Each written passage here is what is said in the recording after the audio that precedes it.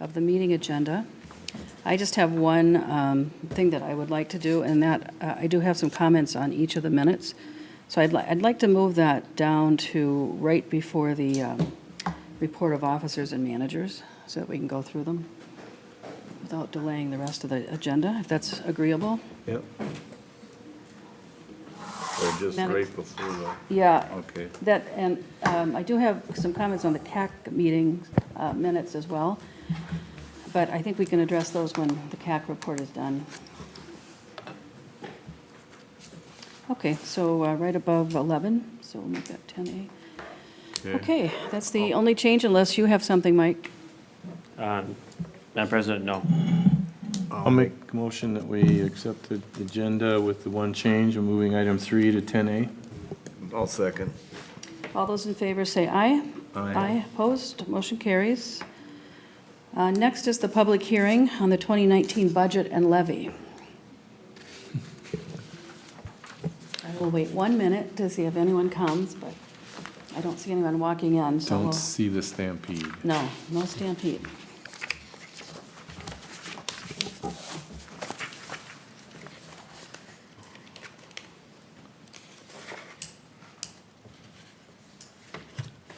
Okay, having no one present to speak for or against the budget and levy for 2019, I will close the public hearing. Next item is public open forum. Again, having no public here, we'll pass over on that one. Next is the Citizens Advisory Committee update.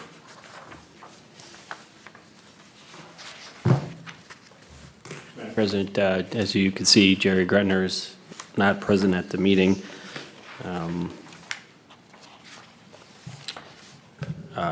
Our seasonal technician, Peter Renhofer, was the staff person there. I was there for a portion of it, as well as yourself. I don't know if there's, you said you had some comments? No, I was there. I think it pretty much is covered in the minutes. What I did want to reference, though, are these changes that I would like to see made in item number 2. So basically, there were only 3 members present, plus myself and Peter, of course, and Mike for a little while. But the bulk of the conversation was Kurt Sparks talking about the programs that have been going on at Big McGregor, or Big Sandy, and the local lakes. And Kurt, for those of you that don't know him, was with the Forest Lake WMO for many years as their engineer, worked for the PCA, several engineering firms. He started his own, concentrating on wetland and wetland septic systems, which is what we have in our front yard. And so he's very knowledgeable. They built a cabin, they had property up there. I think his wife has family up there, so they're very familiar with this area. And this activity that they have going on there has been decades in the making. And they expanded to a foundation a few years back, and all the lakes got together to do that. So in the discussion under 2, there's a couple of things that aren't quite right here. The comment I made is that because we receive taxpayer dollars, I wasn't sure, is how the end of that sentence should read. It's not that we don't need donations. I wasn't sure if we could create a foundation and accept donations for that type of thing. So I'll work with Emily to get that changed.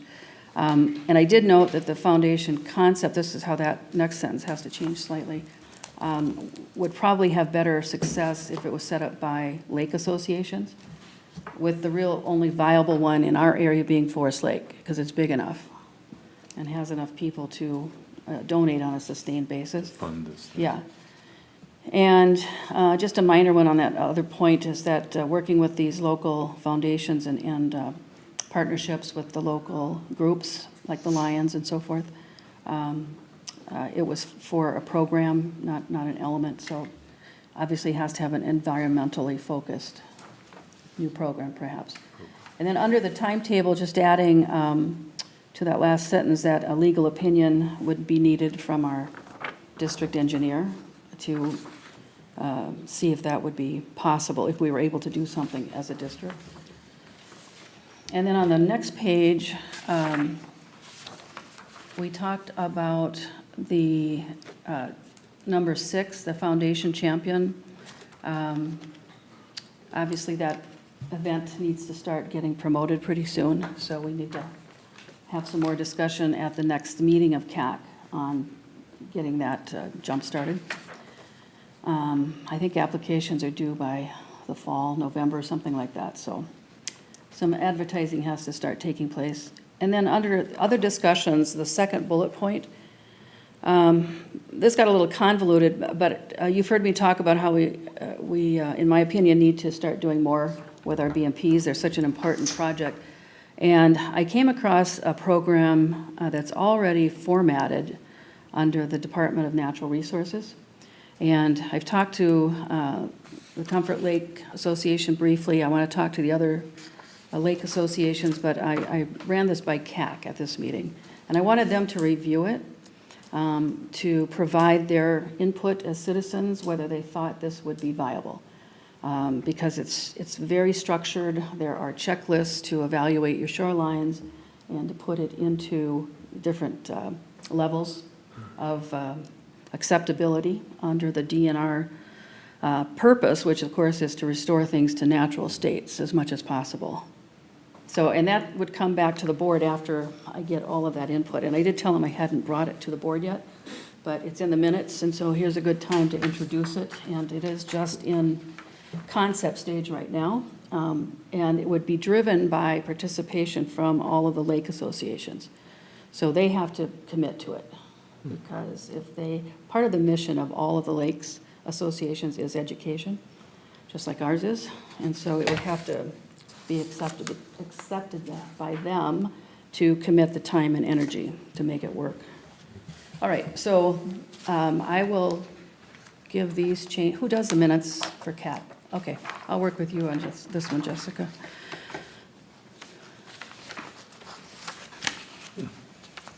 And that's it for that one.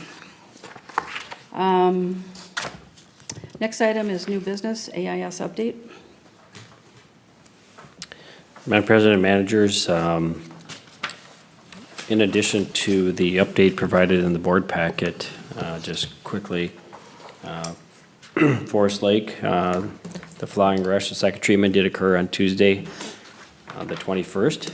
And so the plan was to do these smaller spot treatments. And so PLM, the contractor, Steve McComas, and the Lake Association agreed on that process. So we'll evaluate it then afterwards to see how it worked.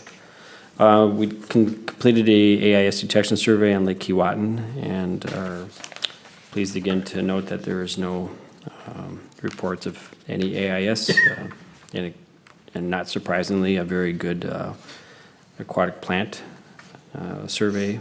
In water quality, there was a second depth reading of 18 feet. For Shields Lake, we are in the final steps of completing or getting a contract ready for completing a fish survey. We want to do so before our project, and particularly before the alum treatment, just to see what we have in the lake in the before condition, in the event that somebody asserts or otherwise that maybe we've somehow harmed the lake there in any manner.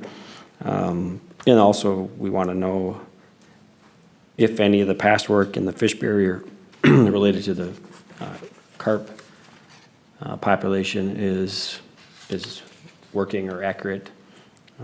We have no definitive knowledge of carp in that lake at this time. Just a couple of hearsays. For the watercraft inspections, we have been a little behind on the hours as total, but we have here now recently brought on 2 more district part-time employees, and so that should help get us through the rest of the summer and into the fall.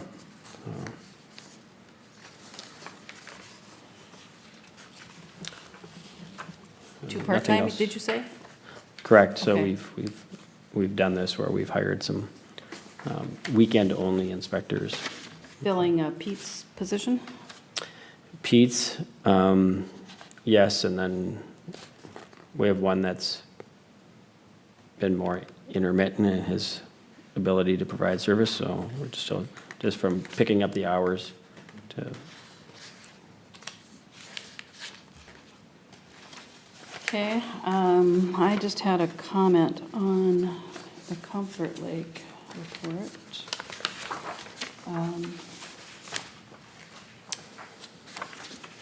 Is Steve progressing on the Eurasian Milfoil study that he's doing? Steve McComas? He indicated that he was going to be working at that the latter half of August here.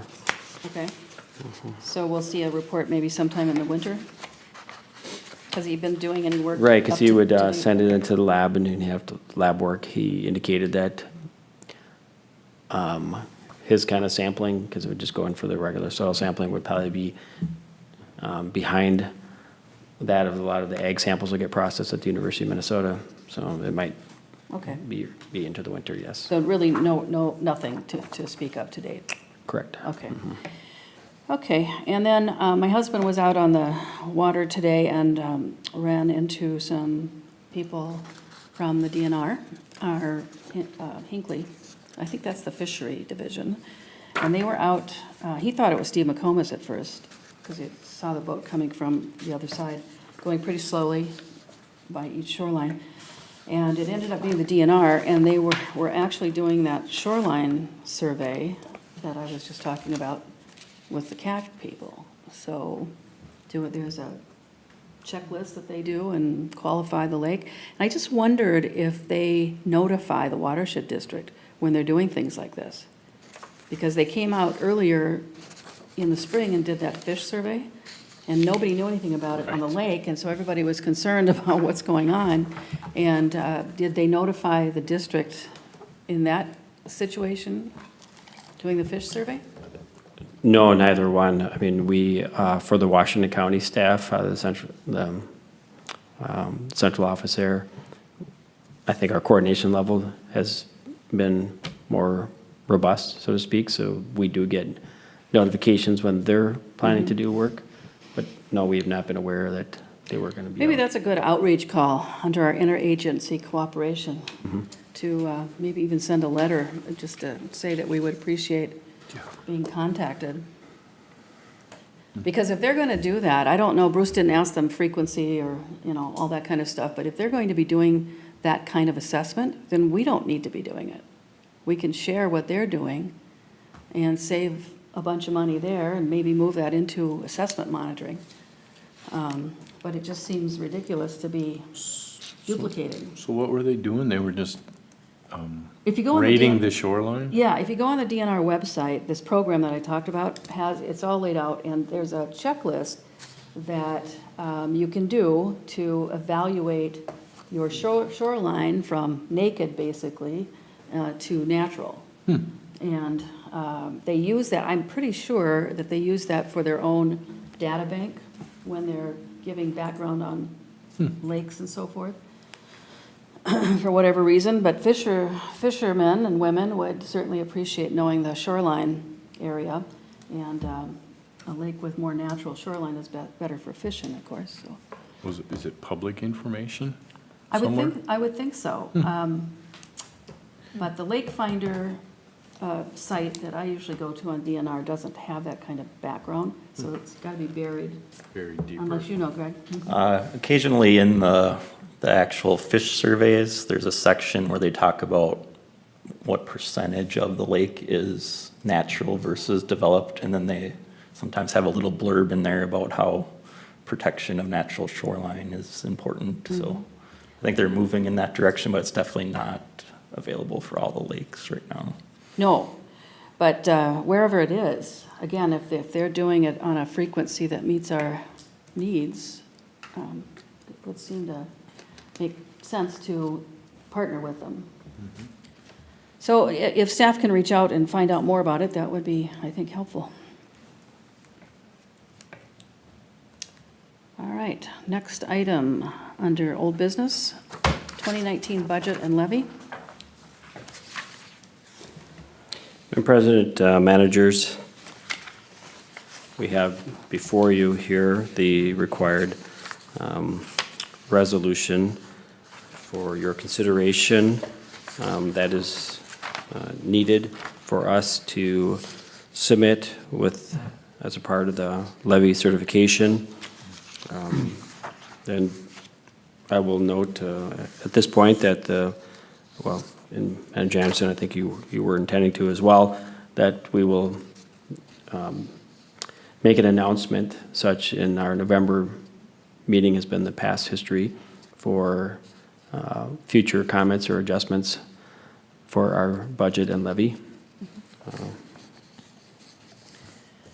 Okay, I just had a couple of things that I'd like to make sure the record is clear on, and this is in the paragraph on the background and discussion.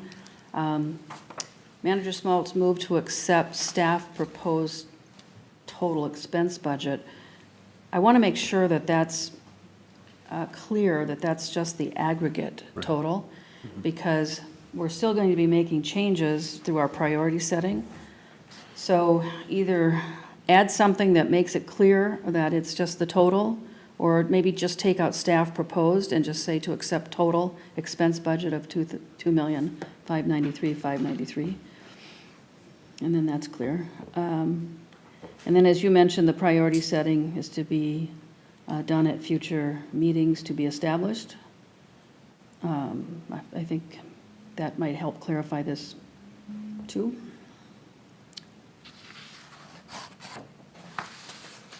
And then the last thing, because we're accepting the resolution as presented, and John, this was your memo, so, or motion, as I recall, so you're probably the one to talk about it. But the, therefore be it resolved, first paragraph on the resolution, it talks about the total budget of $2.593593, which is correct, to be funded by carryover reserves, loans, grants, and interest of $1.293593. But when you look at the revenue budget that we were discussing, and you add the 1.3, or subtract the 1.3, the remainder is $1,369,685.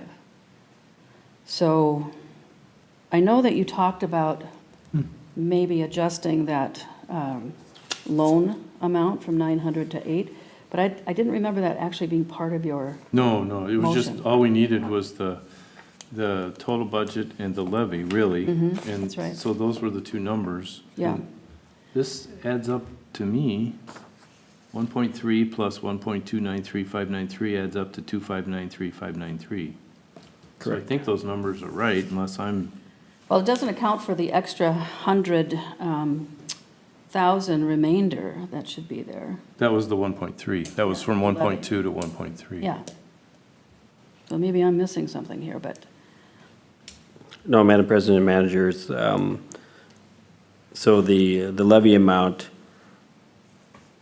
within the resolution, that paragraph, the 1.293593 is added to the 1.3 Right. to explain to the public how the full budget will be How we're funding Funding. the budget, Correct. basically. Right. Right. through these other mechanisms, carryover, reserves, loans, Grants and interest. grants, and interest. Yeah. Right. So it looked right to me. I'm not sure I'm understanding what the issue is. It adds up.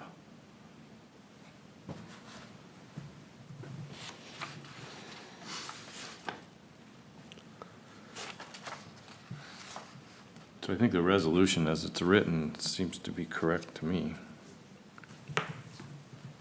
okay, so this is adding up the expense side of things. Right. This is, Because the, right, looking at how to offset the expense with revenue and how we're Yeah. gonna do it.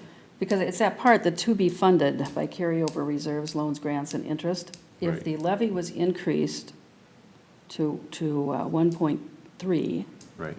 then we should have a remainder of 100,000 from the expenses, unless the 100,000 is baked into that. See, It is. should- okay. Yeah, it's baked, it's all Okay. baked in together, so. We get the 1.3, we take money out of carryover reserves, loans, grants, and interest, in 1.293593, and that's how we cover the budget of all the 25935. So, yeah, Yeah, so there will be a reserve remainder. Right. When we're done, and okay. it's part of reserves, so yeah, there'll be Yeah. something left over. I just want to make sure Yep. that we don't get boxed in here somehow unintentionally. Okay, I'll make a motion to approve resolution 180805. I'll second. okay. Any further discussion? This is a roll call vote. John Spence? Aye. Wayne Moe?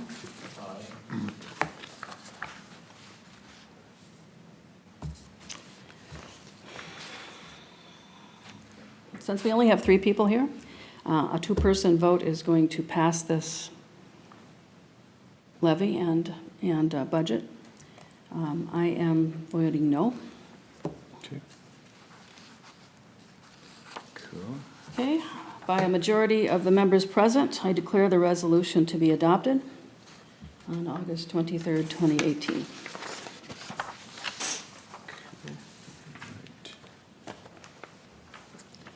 Next item is setting of 2019 priority setting workshop. Excuse me, Madam Chair. Yes, You'll just want to indicate for the record the date on which there will be a further public opportunity to comment on the budget and levy. sorry, thank you.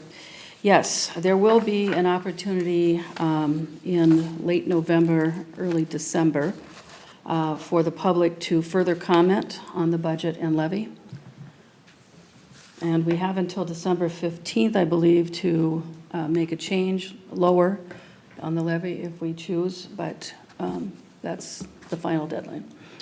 Madam President, our normal meeting in November will be the third weekend, and that's November 15th.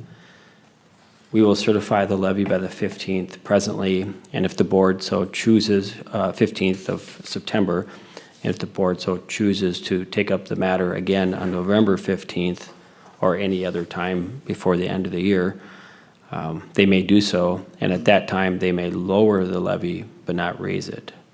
And of course, they can also adjust the budget in up or down. Okay? Madam Chair, Yes.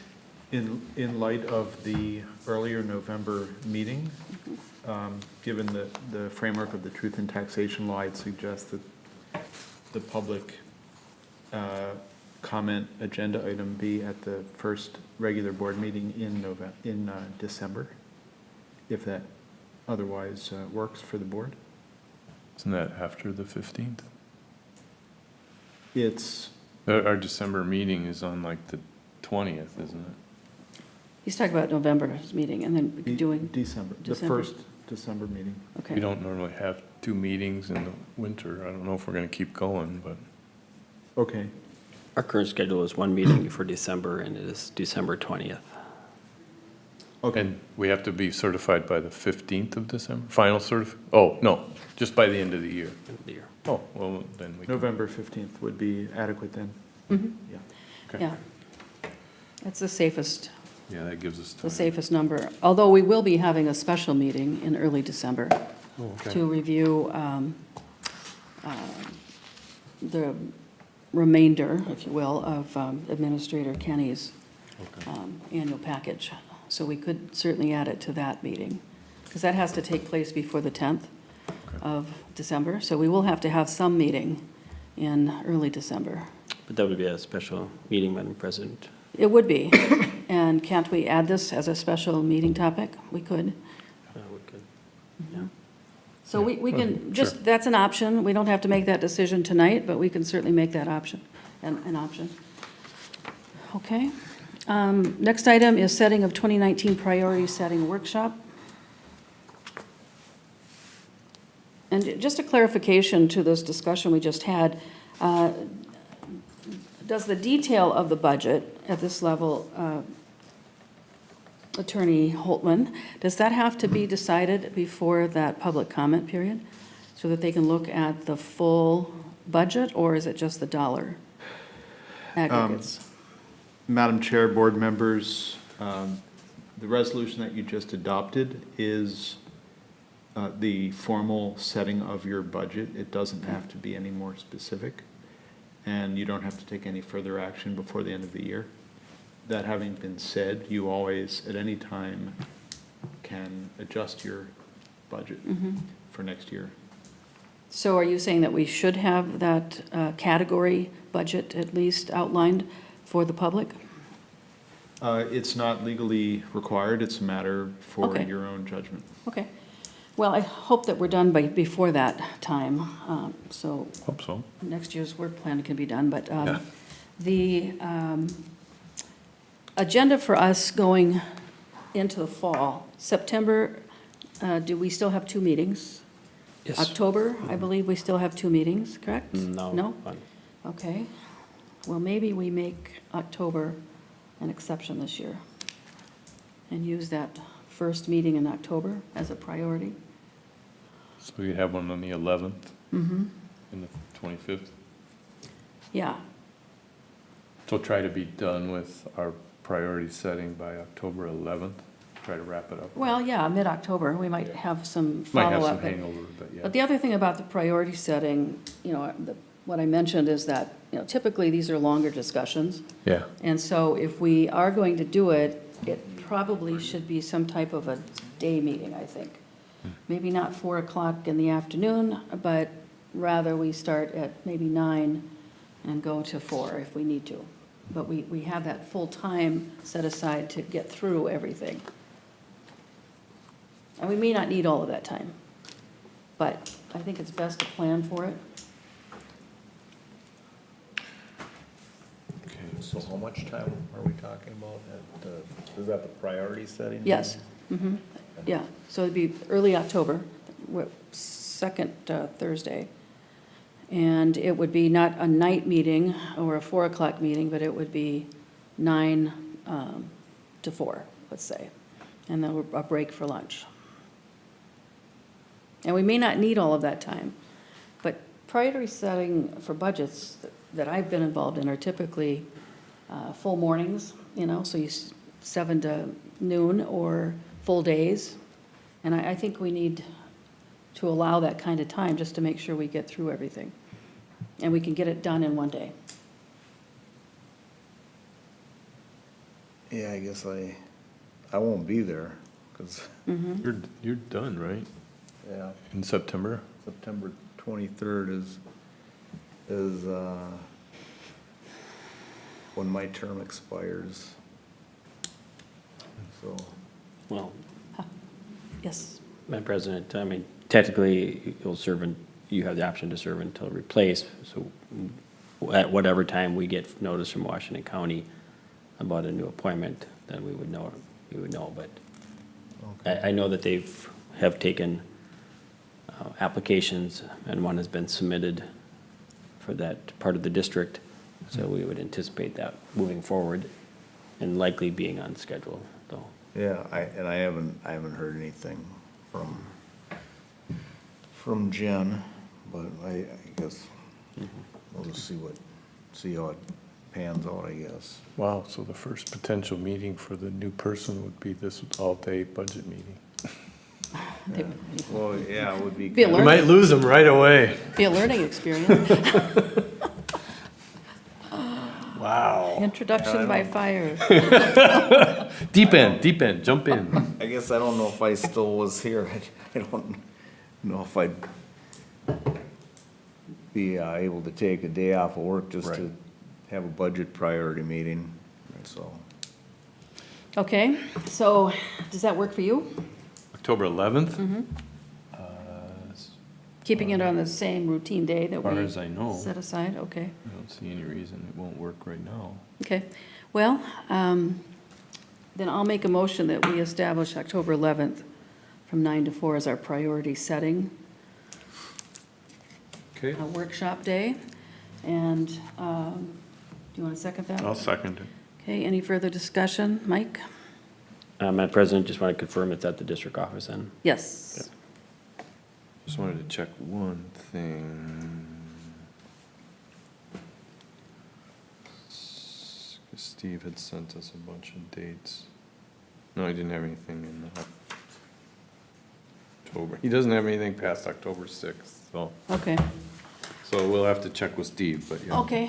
If there's no further discussion, then all those in favor say aye. Aye. Aye, opposed? I'll abstain. Okay. All right, motion carries, and we'll put that out to the other members and see if that's acceptable. We can always address it, at least at one more meeting here before October. It's nice to have it on the calendar, though, this far in advance so that you can plan for it, so. Very good, thank you. Next item is setting of, Site B, whole property natural resource management plan.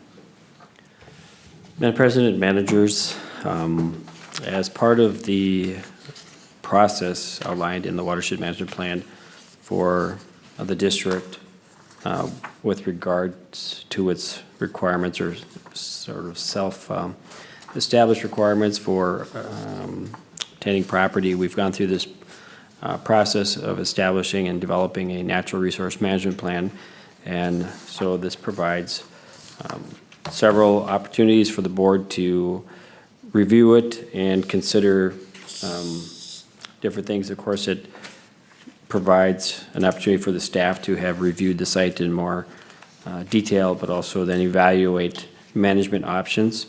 And at this point, largely outside of a few safety factors that council has provided to the staff, given our initial review of the site, where we understood it to be of more value if we could partner or work with some of the adjoining property owners, there would not be anything that we see currently in these options for implementation, but may be considered at a future time.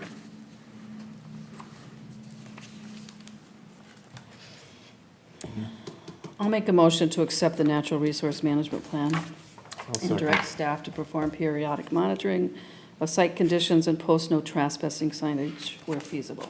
I'll second. Any further discussion? All those in favor say aye. Aye. Aye, opposed, motion carries. I did make note to EOR earlier before the meeting that it would be good to have an electronic copy of the changes so that it's easier to see against the first document that we received. And I think they're going to take care of that for us. And that can just go to district staff for posting on the website. And the next item is the Wetland Banking scoping report and presentation. And we have Jason Neighbor from EOR here. Mike, any further? Is that? Sure. Madam President, this is in regard to the district-owned property in the very southern part of Chisago County, just east of Highway 61 and north of the county line, or north of the property owned by the Ducharmes.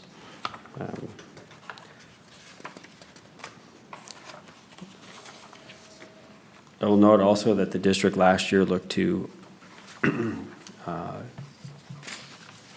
we did submit a Clean Water Fund grant application for this restoration, but there were some issues with the site, particularly trying to, as you will hear and see from the map, this is almost entirely wetland. There is no location outside of excavating and then trying to, within a wetland and trying to mitigate for it. There was no option for pre-treatment. But from that standpoint, then we've been evaluating this site for a couple other options, and one in particular is the wetland banking. And so we have Jason Neighbor here from EOR that's been quite involved in any of our wetland-related activities and can go over this report to the board and ask any questions and have further discussion. Thanks, Mike. I can start.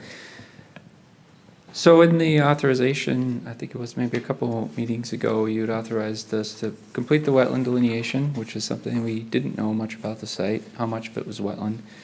And then also to prepare what is called a a pre-prospectus or a bank scoping document. And that's really this very first quick cut at, is this site suitable for wetland restoration and for banking? And so we have completed the wetland delineation. As Mike said, it's almost all wetland, save not even an acre, I think, up in that little north corner there. So it is almost all wetland.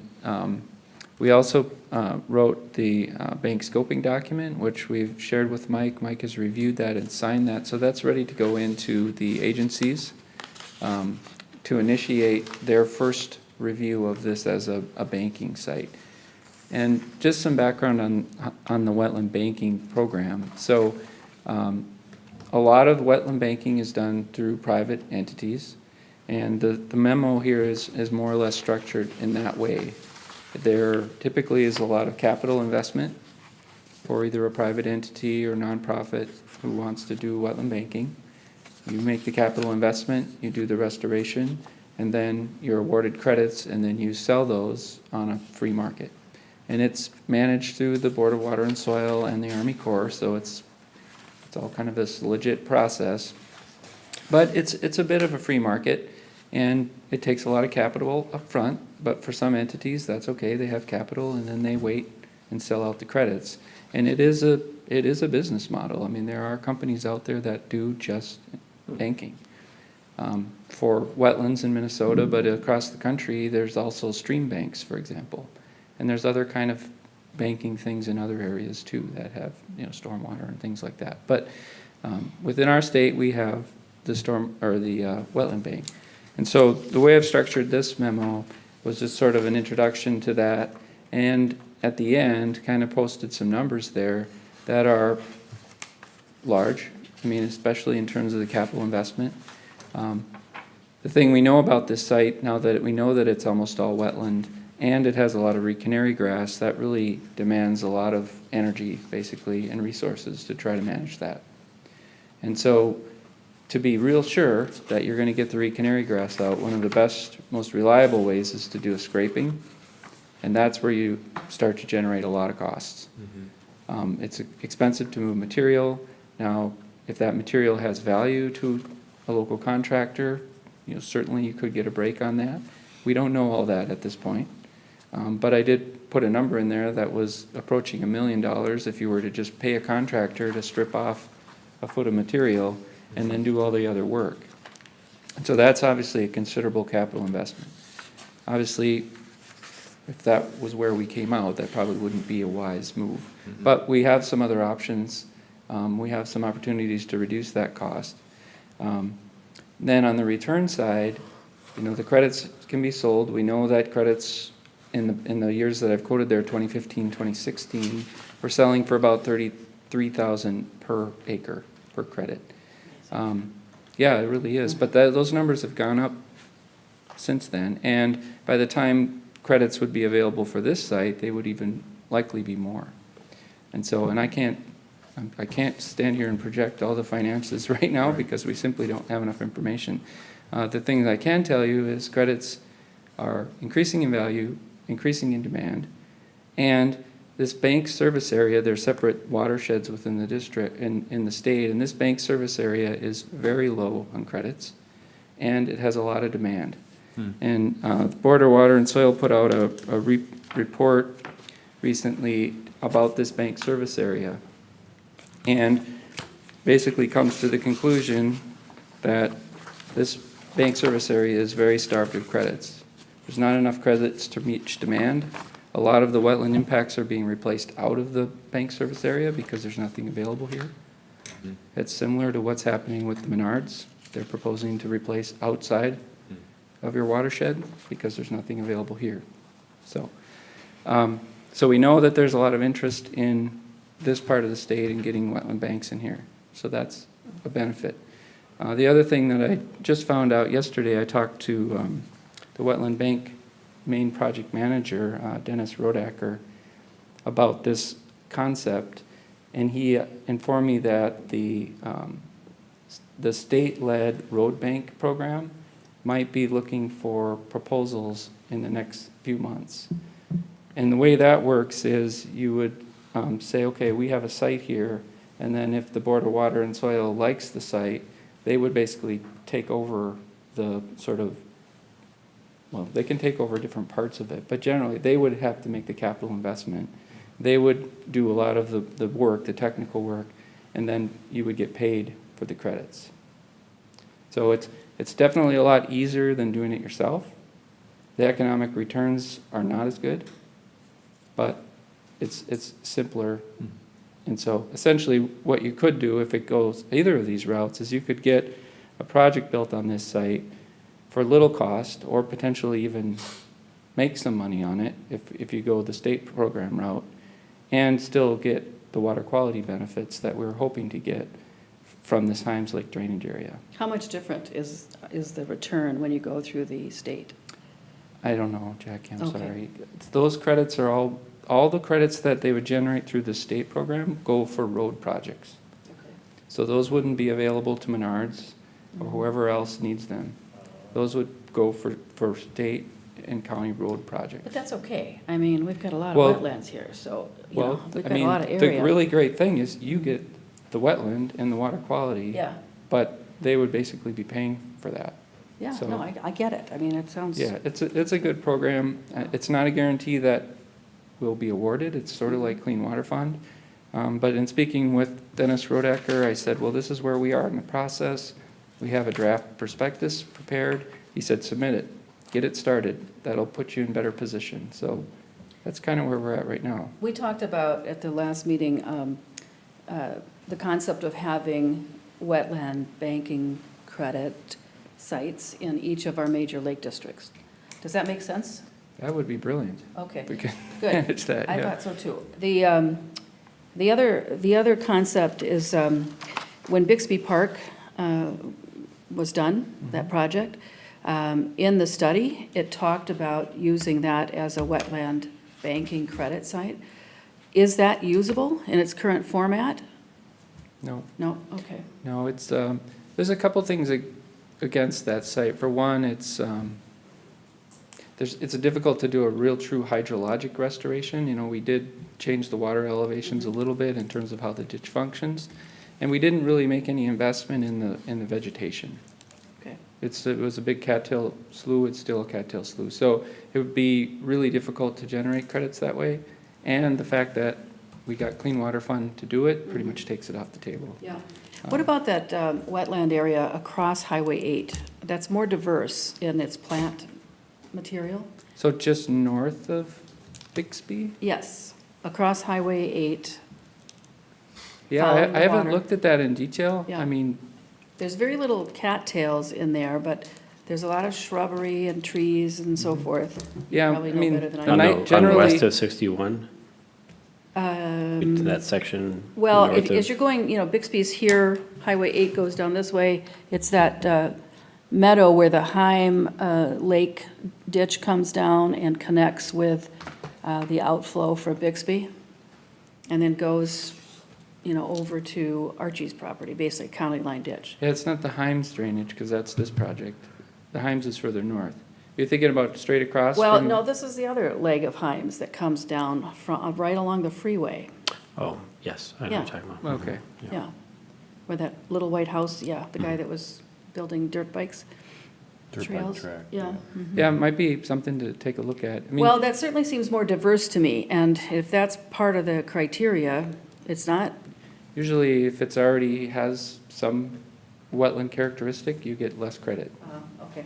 So, I mean, the good thing about this site is it is almost all reconary grass, so it's very degraded, so you can get some Yeah. credit for converting it to sedge meadow or wet meadow or something. more. Now, this is just one of our tax forfeit properties. Correct, yep. We have two more. We could certainly take a look at those. I mean, the one really good thing about this site is it's not directly connected to or at the same elevation as the Sunrise River.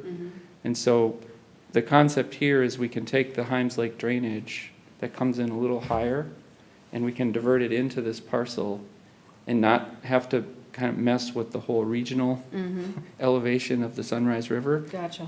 And so the ones that are right down on the Sunrise River and adjacent to it are very difficult to do hydrologic restoration. you're almost completely limited to excavation. Mm-hmm. And it's not as economically feasible or viable. Then there's some challenges there. But, I mean, I think it's definitely something that the district could look at. Let's try to find some strategic locations throughout the district where some of these options might be available. Madam President, managers, EOR staff, in particular Jason and I have been discussing some of this for a while, and especially at the time when we were submitting this for a Clean Water Fund last year. But we do feel that in terms of the prioritization, it is one of the things that's in the current management plan, that for 2019, we could spend some more time evaluating additional sites for wetland banking, which again would get this, additional water quality benefits, try to be very strategic about it, and just then look at some of these in terms of what's, how they're connected to some of the, the goals by Lake District or otherwise. But at present, the option for this part one to go to through the Bowser Road Bank seems like a pretty good option, because it would certainly take a lot less staff and consultant time to process, and we would get the water quality benefit piece. And on the Sunrise as a whole, we are intending, at least in the current budget, to complete a diagnostic for Comfort Lake, diagnostic study.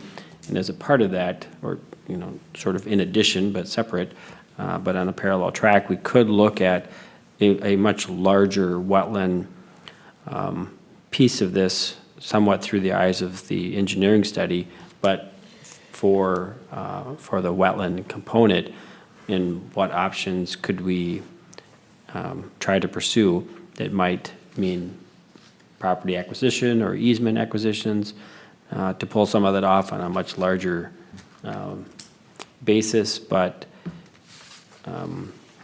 unless we spend some time evaluating it further, it'll just be a concept. So we think that for next year, that would really be something that would be suitable in parallel with the diagnostic work. Yeah, there's no question about it. And I think looking at each of our lake management districts, we have wetland restorations targeted in every one of them.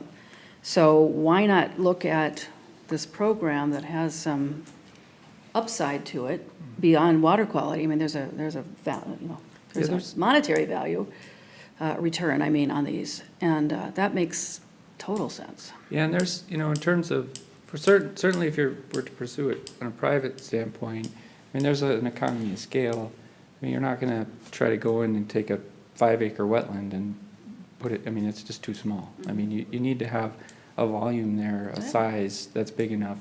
And then similarly for the road bank program, we'd have to see what we find. I don't know that we would get them to nibble on lots of small sites, because they're looking to do big this is a good sized project for them, a 40 Well, acre I think that, I'm not talking about small wetland projects. Yeah, We've got we would big definitely wetland wanna look projects big. of 30, 40 acres, Yep. in almost every management district that That's we're trying. the scale we would need to look at for sure Yeah, to be and viable. it's good for water quality, but maybe it also has an application here Yep.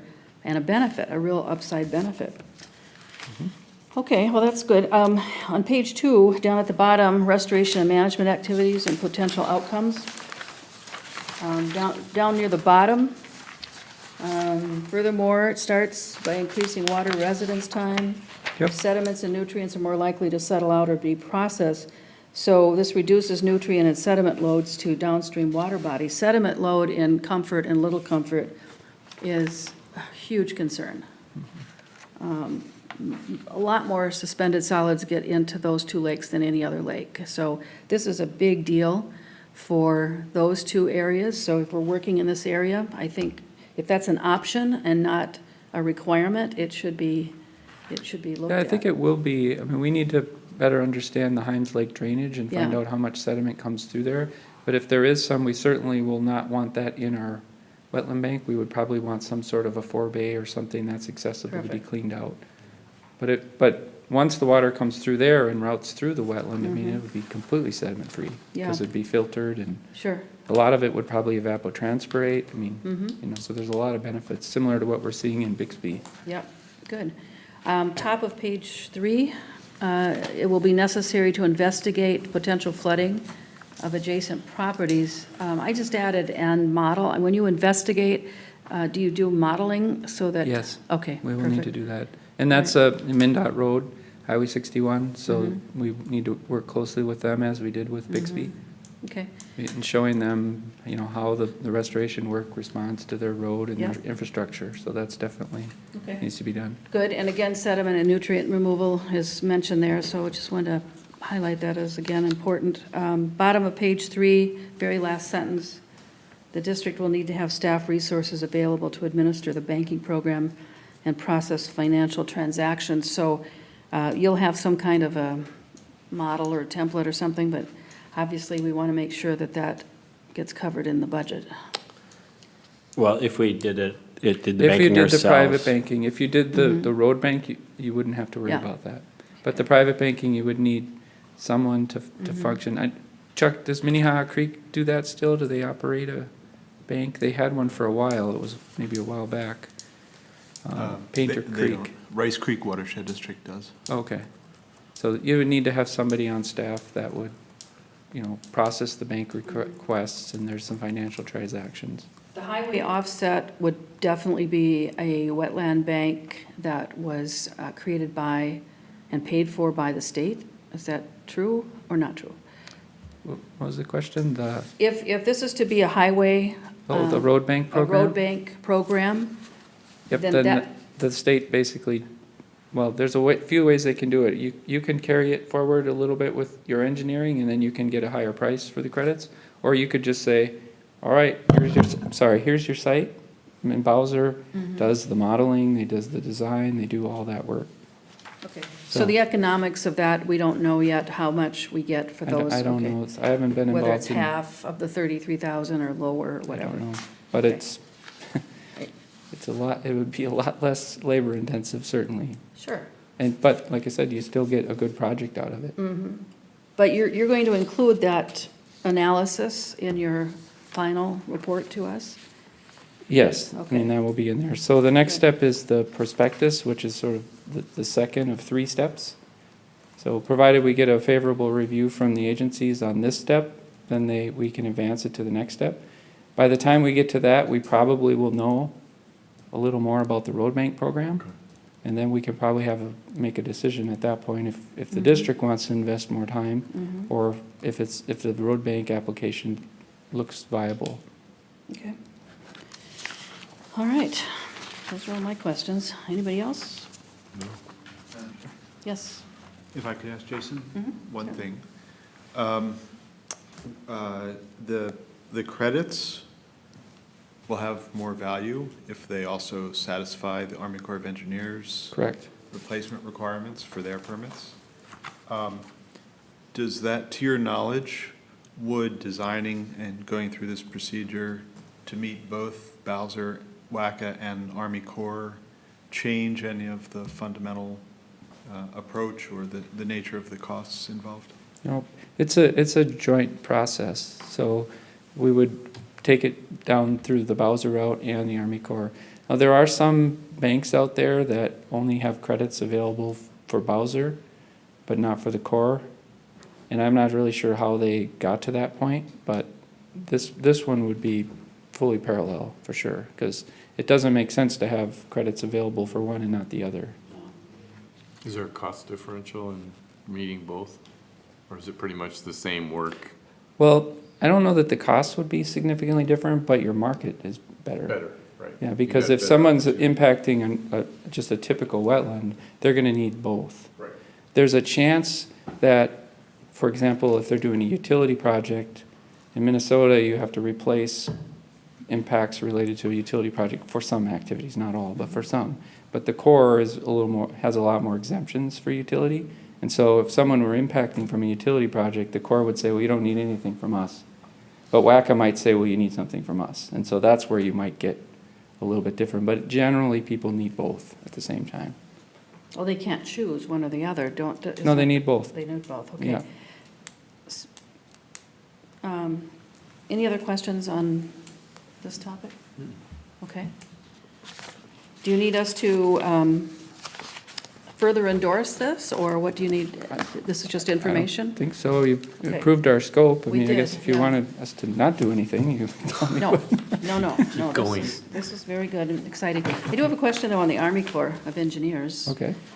Either you or Mike maybe can answer it. In our management plan, and that's, almost 10 years now, it talks about the Army Corps of Engineers doing a study of the Sunrise River.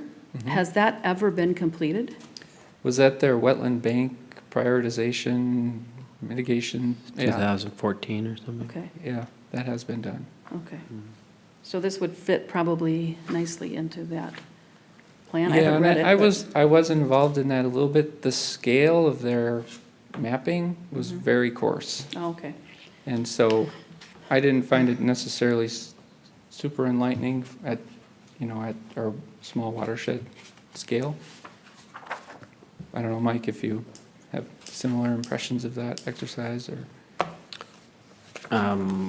Right, and then I had also been in touch with them based on that study, whether there was much interest, but I think from their prioritization of some of the things along the Sunrise, south of Comfort Lake,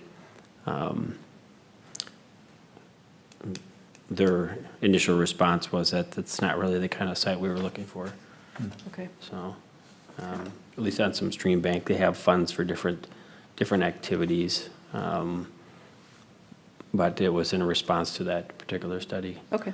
Madam President, managers, Yes. I guess the one thing, so the memo was presented just sort of as a summary as to here we are, this is what we have found. But as Jason Neighbor has indicated, that Bowser does have this road bank program and has talked to the contact with the staff there, Bowser staff, and their suggestion is to get the draft prospectus in and at least get evaluated. So I guess I would just like confirmation from the board that that's the direction that we want to evaluate, at least pursue this at this point, to give staff further direction to go ahead and work with the EOR and Bowser to evaluate that option. Is there any objection from the board to go forward with that aspect? Then by consensus action, you have that authority. Go forth. Thank you, Jason. Yep, thank you. Next is program and project updates. Madam President, managers will pull up here a little summary of activities for the district. I'll just go through and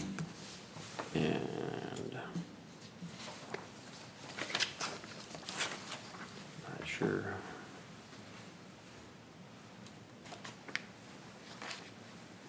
Or maybe I'll just say go ahead, hit next. So first, in the program area, we're going to look at some of the permitting. Next, please. And so staff put together this little diagram piece for a little presentation of the, I guess, distribution of our current permitting activity. And then as you can see, the categories commercial, linear, and residential, and then also the smaller dots are intended to be single-family homes or such, and then the larger ones are larger commercial, linear, or otherwise types of projects. We'll see where the larger dots for the residential, those are where a developer has come in and has a certain number of lots that they are developing. So that just gives a reference point. Next, please. And of course, if managers have any questions along the way, let us know. So currently we have 43 sites that are currently active or in the permitting process. And this is a nice breakdown, and we can get this distributed to the board. Later on, we'll have it up on our website as well for review. But as you can see, there's a fairly even distribution on a lot of things. Maybe the linear one with Comfort Lake is the largest. That includes some safe routes to school piece not far from the district office and some other things like that.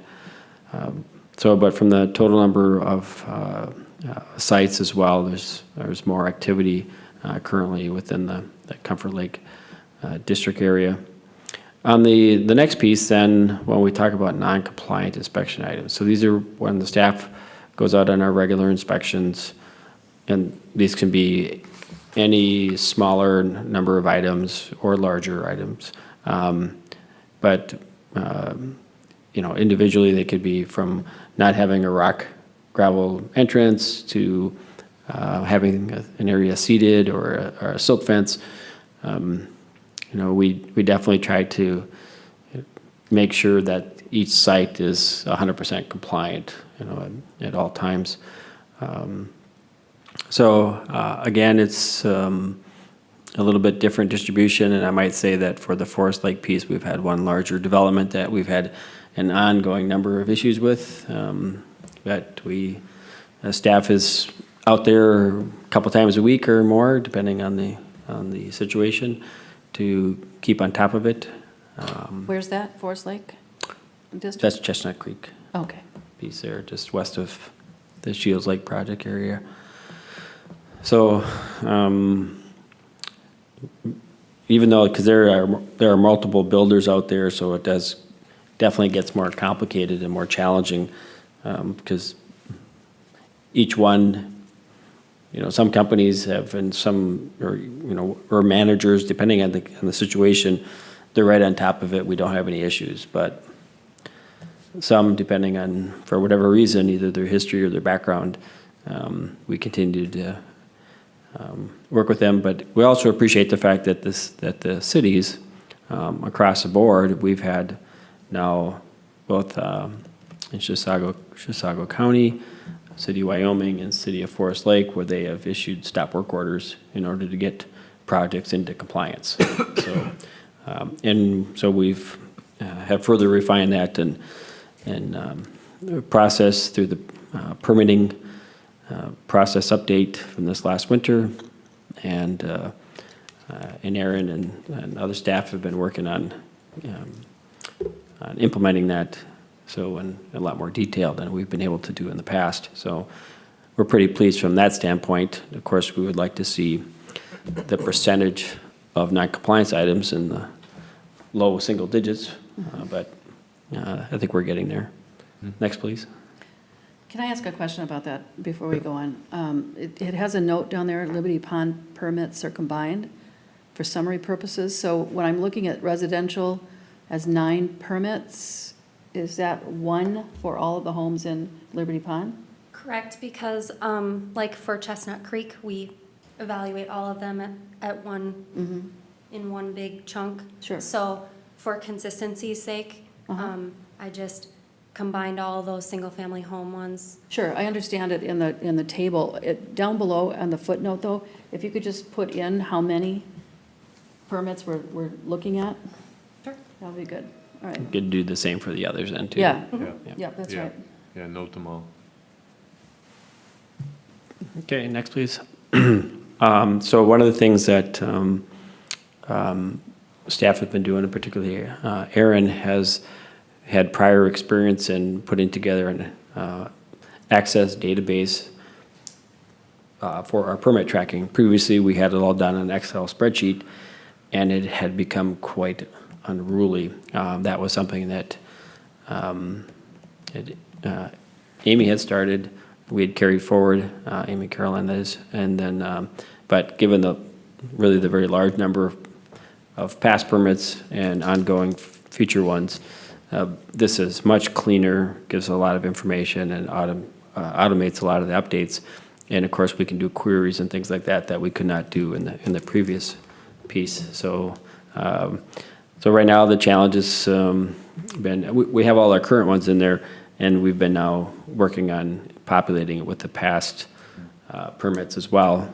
But so that'll take a little bit more time, but it's certainly helping make us more efficient and provide better data and better analysis. Next, please. So on the projects, first one we'll go over, next please, is the Moody Lake Wetland. So we have this area in Wetland C where we were looking to have some kind of riser. We were initially looking to do it just at the culvert for the Peterson property there. But we're now looking at, and I have a meeting scheduled next week, or at least setting one up with Mr. Peterson and our engineer to go out and look at an option on the downstream side of that, so that would provide more capacity yet. We're not, this isn't going to provide a lot of additional treatment, but it is still cost effective from the standpoint that, if we are able to raise it 6 to 10 inches or something, that we'll still get the treatment that we're needing. And of course, through the summer months, a lot of evapotranspiration will occur then too. Next, please. The whole lake alum treatment for Moody Lake. So we're in process there. We've had 2 meetings there. We had a neighborhood meeting initially on August 8th, and then just earlier this week, August 21st, we had an open house that was in the paper, at least online, et cetera. And we had Manager Anderson come as well. And a few residents came and went through the evening, but those were different residents from the first one, so we were pleased from that standpoint. The project bidding is in progress. There was a pre-bid meeting yesterday, and we'll have a bid opening in next week, Wednesday, and then we're looking to award the contract on September 13th with the application timeline to be somewhere in early October. And given the size and the amount needed, the current intention is to do a split application for this fall and then fall of 2019. I think it's just important to point out that there's only 12 residences on Moody, according to this one 25-year resident that stopped by on Monday.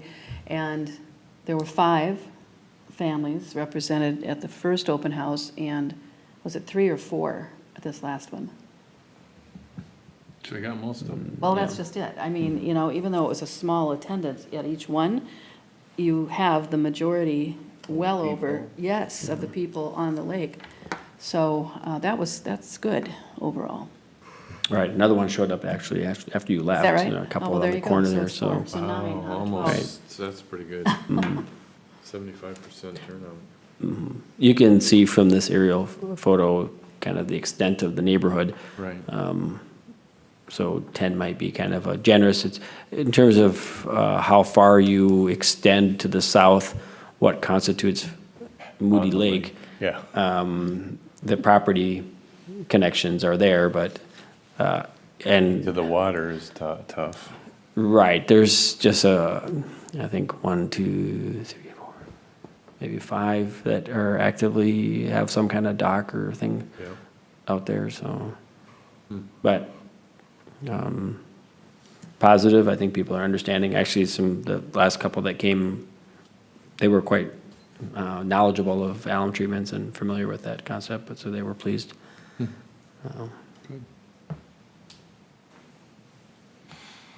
A little update on this cropland rental project.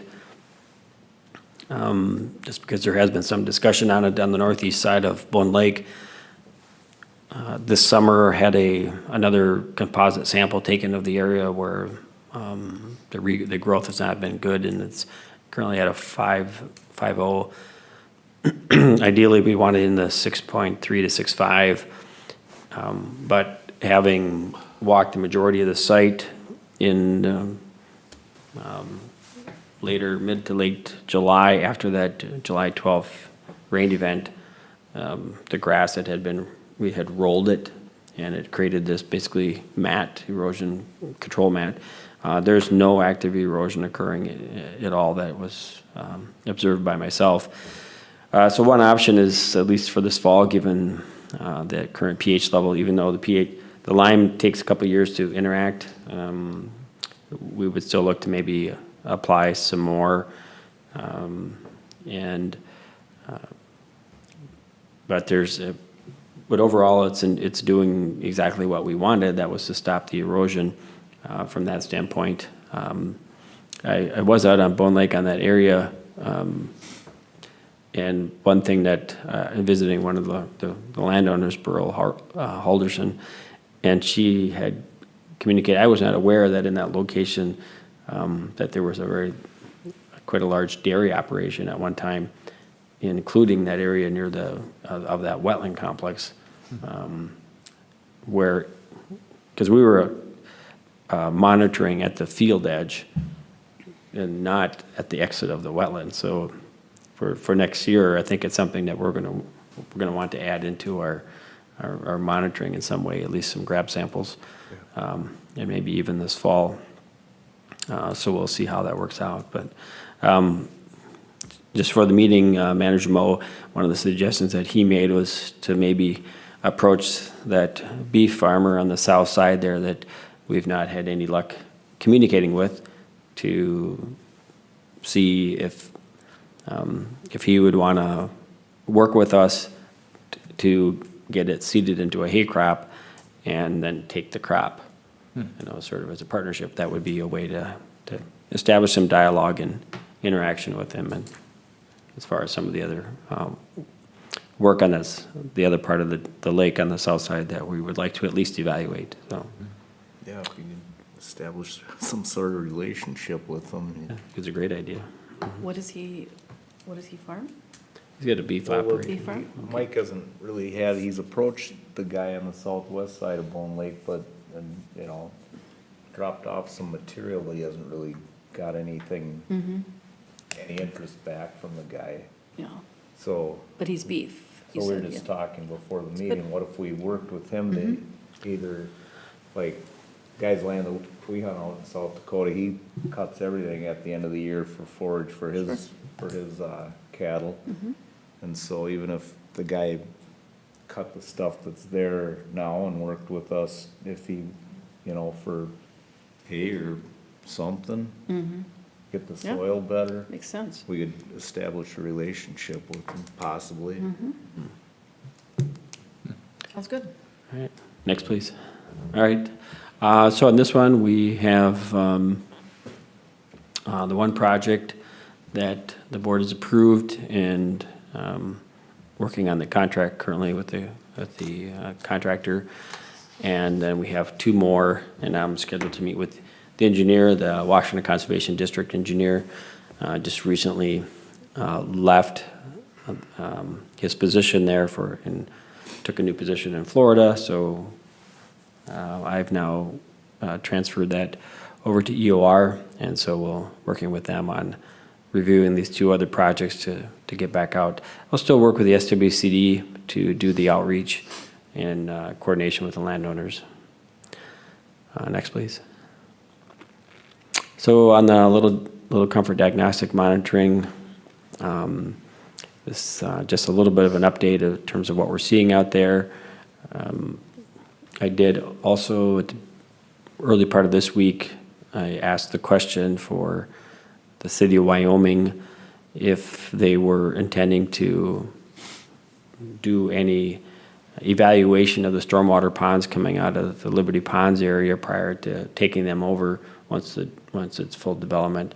So I think at least by asking the questions, or the question, I think they're now, because they did response, the city staff responded and copied their engineer on it. So I'll continue to evaluate or talk to them about evaluating that there. But of course, there's a much larger drainage area besides Liberty Ponds. It's down there. So, but it does suggest to us that this is an area for further evaluation. And that's just stormwater ponds they're taking over, right? Not that community Correct. septic? Correct. Can I ask a question before you go on?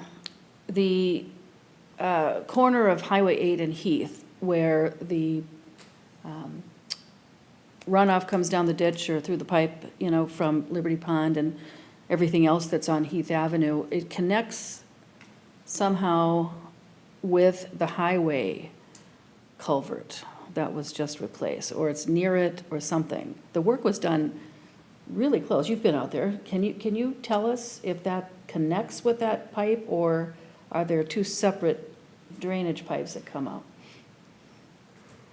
Well, we've actually, Greg and I, that is, have met with the city and reviewed this, so we have the plans for Liberty Ponds, but then also this was installed in, was it prior to the 2005 development? The Liberty Ponds? The pipe. The pipe was 2000. The pipe that comes on along Heath, though? Right. Yeah. Our understanding is it's a singular pipe that replaced what had been an old drainage pipe. And it is at Heath Avenue, at least you can see where the inlet is. And there's, at least what was communicated to us, that's just a straight pipe, just replacing the old one. Well, I don't think there was a pipe there, to be honest with you. Well, not in that location. It went during some of the assessment work, and Greg presented on, if you see where it says on the lower part, Heath drop structure in smaller letters right there, right where the word structure is, there's a farm, and there was a tile line that went just east of the farm, and you can see it even on some of the old aerial photos, but or well, even maybe some ditching, but and I think that was also confirmed by the city staff. So there's a connection, a lateral that comes in and connects to that drainage pipe along Highway 8? That's what that's telling me. Well, the dash line is just is a full pipe. But the water coming from 8 does travel back east in that section to where it says drop structure. And where's that? Can you highlight that? Drop structure, okay. Right, so if you go to the west there where Highway 8 is, there's some line there, right? So that all comes from the west to that, and it travels east to the drop structure.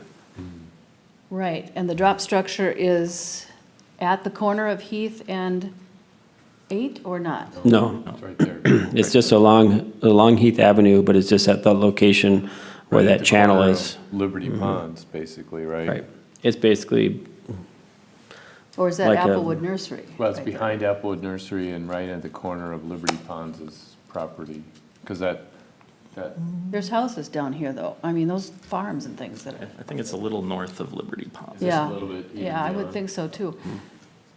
But right where that pin is where the drop structure is. Okay, and then it travels down to, with the arrow, the broken Yeah. arrow?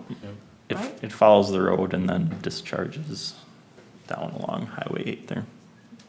Okay, so at 8 and Heath, the culvert was just replaced right along the freeway, the ditch culvert, going under Heath. And the Liberty Pond, or it's not Liberty Pond, it's the pipe that takes the drainage on the east side of the road, which is a township or now city structure. How do those two come together? The culvert underneath the road and that pipe on the east side? That's city pipe. Yeah, I guess I'd have to look at the plans closer, but I think that they're separate. I don't think they're joining together, but Okay, I could. so we've got two discharges happening right there, right? We've got the culvert I would up think- of 8. Yes. Yeah, okay. And then the pipe coming down on the east side of Heath. Okay. Have we measured that output at all? Do we know how much flow there is at rain events? Not the stuff coming, just that localized stuff, but that's gonna be a pretty short run there. Because there must be a high point between there and where that other ditch is. So I'm guessing it's kind of a split flow. And so some of it makes its way back to the drop structure and then some of it just runs along the highway there. I mean, it's something we could I could mention to Megan and see if maybe we could get just one grab sample off of that, but the That's- volume there is gonna be quite small compared to that huge drainage area coming through that other area. The pipe along the east side of Heath. Right. Okay, yeah. Yeah, but there's a convergence there of some type, so if we can understand that better, I think that would be helpful. We know that Heath Avenue pipe, we've seen pictures of that, you know. It's a lot after- of water. Oh, yeah. It puts out a Well, lot of didn't water. there used to be a rock or like a ditch going down the hill past this last, the pin? And they redid that in like 2006, 2007. They put rock in it. Remember they had this, Well, it was when the development occurred. yeah, It sat empty Oh. for years because of Yeah. the recession, but prior to that, when they were doing the construction, the water was just rushing Yeah. down the ditch, the open ditch, and cascading down that slope. right. And it was just nothing but sediment and Just washing muddy it water, out. and it was awful. And it was back before we had an administrator. Yeah, Randy dealt with it after he came here, but. Well, but it It was was. bad before Randy It was got Paul Hake at the time, Right. and, I mean, I saw it one morning going to work, and so I stopped and called him, and we had an emergency Oh, that's meeting right. on it, and the city came out, or the township came out and put rock down there, but didn't do anything else Right. until sometime later, and then put a pipe, a big culvert along the ditch, so. To get it to the lake faster. That's exactly what happened.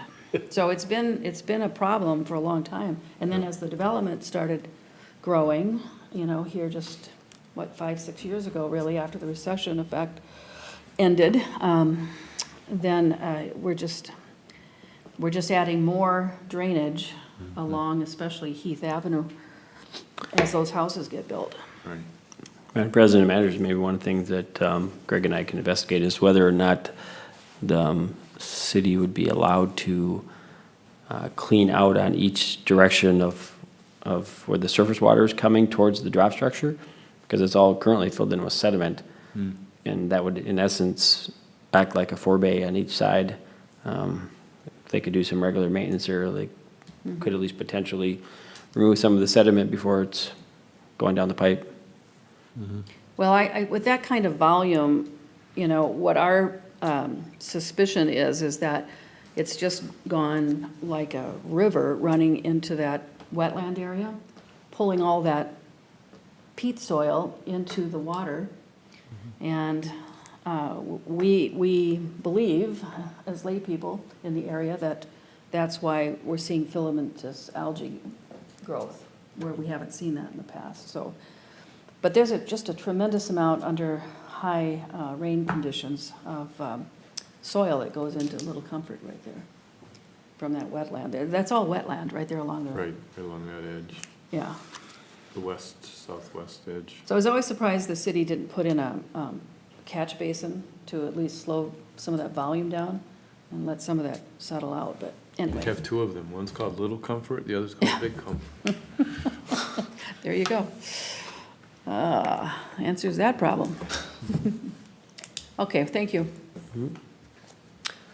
So our stormwater harvest and irrigation reuse system, we have, we did a neighborhood meeting of all the adjoining property owners back in May, and we've now set out our bid package and an addendum the other day, so based on input from the board and council. So we do have an open house scheduled for next week on the 28th at the district office. We did get some feedback. One of the things that, in some of the information that's gone out, you know, we do not highlight enough that the majority of the runoff is coming from outside the area. It's not just the golf course. That, you know, the golf course is the partner in the project, so we'll add that. But of course, it's, you know, it's going to help across the board, and we look forward to partnering with them on that. And then we would look to have the bid opening, I think, is September 6th, and project award on September 13th. Do we have our final documents? Did you say that at the beginning, or did I miss it? From the golf course? Yes, The final documents as in the engineering? as in a signed agreement? No, not the easement is not all finalized yet. Okay. So need a consent Okay, piece there. And, well, you would need to sign it as well, so we'll okay. let you know when it's ready. Our Shields Lake Fish Barrier, so a year ago, I think we got a grant for this project, and district initially had worked through and did a project ordering, and we've been patiently waiting with Peterson Excavating, this separate from Peterson Companies. And just yesterday, they notified us that they were unable to complete the project as bid due to increases in steel prices. So since we don't have anything, I mean, there are some potential legal options, but the next is, or we thought maybe it could be just go to the next one, but that's not where we're gonna go with it. And I guess maybe the question that I had even this afternoon for council was whether or not we could just go back to Peterson and just say, well, what would it take? How much, how much of an increase in steel prices are you talking about? Or are you just so busy you don't want this project? So kind of which one is it? And if it's the latter, then we would need to go out and solicit more quotes and award a new contractor. So while we have some time on the grant, we would also just like to get it installed. So, but just letting you know that's where we're at with that project. And you can go back to a bidder and ask for changes without reopening the bidding process? As a quote, I believe so, but that's the question for council, and I'll see Okay. if he wants to entertain that. Madam Chair, board members, so this project was not solicited through sealed bids. It was just through obtaining competitive quotes. Just thinking about the question, it is probably, it's not a question specifically dealt with by the statute. It's probably better to obtain requotes from at least two companies if it's substantially a different project based on the change in steel price is sufficient for the original quotes to no longer be effective, then it's at least within the spirit and probably appropriate for the terms of the statute to go out and treat it as a significantly changed project and get a couple of quotes. Okay, thank you.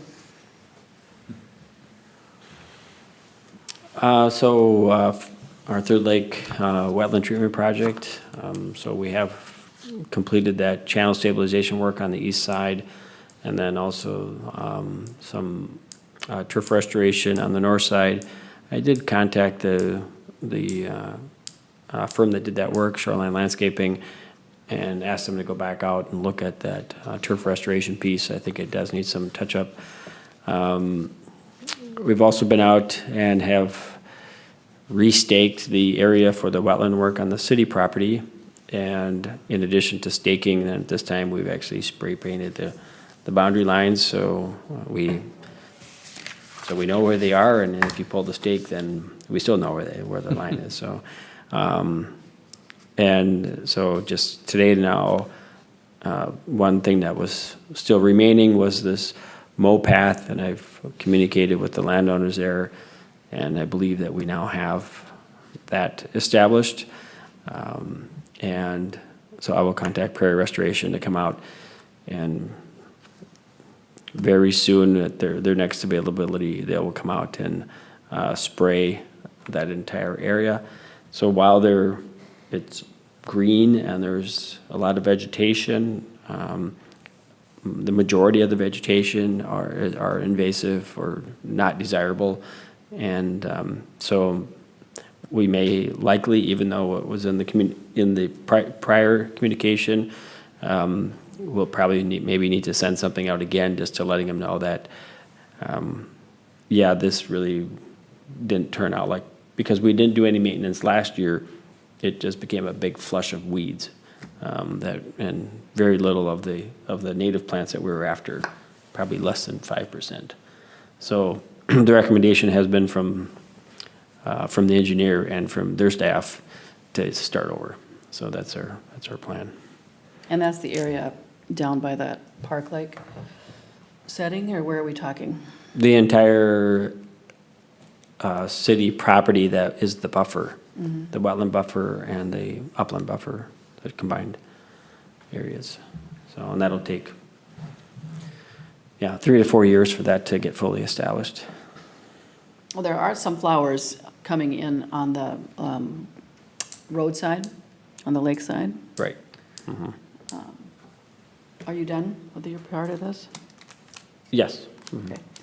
I received a call on Saturday from Miss Bell, Brenda Bell, and she sent lots of photographs of a outbreak of algae, different kinds of algae, along her shoreline. I was very concerned about it. And so it was text message first with some photos, and followed up by a phone call.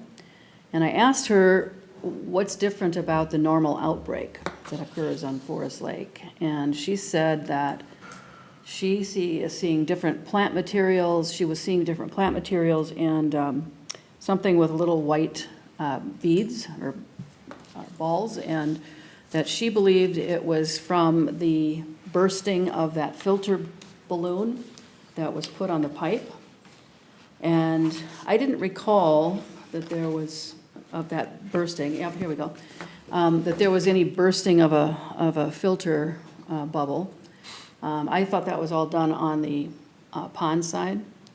And so I tried to get a hold of Mike, and he wasn't available, so I called Cecilio and sent the pictures to him. And so he looked at it, talked to Megan, who is in Hugo, and called me back and said that they were available and to go out. And it was his judgment on whether or not it should go out. He asked me what I thought, if it was something that should be looked at that day or could wait until Monday. And I told him that they were going to have people over on Sunday and they were going to be cleaning that out.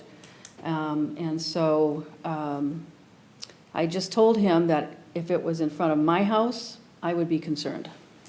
And if it looked different than what normally occurs on Forest Lake, I would be concerned. And so he went out, and Megan met him there, and they took some samples. And in discussing this business about the filter, it was actually, as I understand it, at the end of the pipe on Forest Lake when there was still ice. And somehow probably got stuck to some of the ice or something, but when they moved it or tried to move it, it broke open, and so all of the material that was collected inside, I'm sure the water was filtering through, but so it would have been plant material or sediment or something, would have gone into that beach area once the ice melted. And so she was concerned that there was something in that material that is causing different blooms along her shoreline.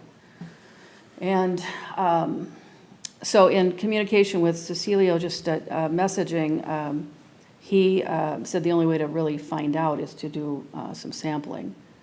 And I told him that would have to be discussed by the board and approved. But while I was there, I forget his last name, but Craig, the neighbor who has the shed on the city property, of course, walked me over to where the lines were that Mike was talking about, the orange lines, which of course take the buffer right up to the side of his garage.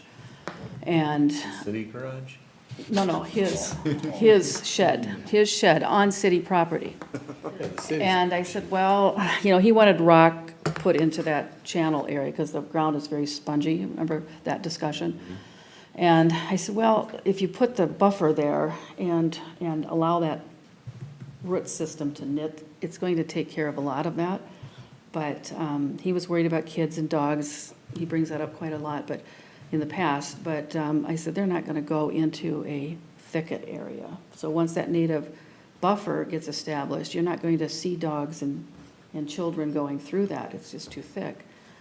When I did talk to Mike on Monday about that, he said, well, he can move his shed is on skids, and he can move that over however many feet he has, which is probably the solution, if the city's allowing him to do that, but the buffer has to stay. And if it stays in its current position, I said, I'm sure that you can walk to where you need to go to make a repair or something, but you can't cut the buffer because it's established by mathematics. And so anyway, so I'm done with him, and then along on a riding mower with his grandchild is Mr. Muller. Is it Muller? That lives on the upside of the pond from the lakeside. And that's where a lot of heavy equipment came through to fix that little creek that runs into that backside of the pond. And I did give, those are the photos that I sent you, Jessica, at the beginning of the meeting. So if you can pop those up.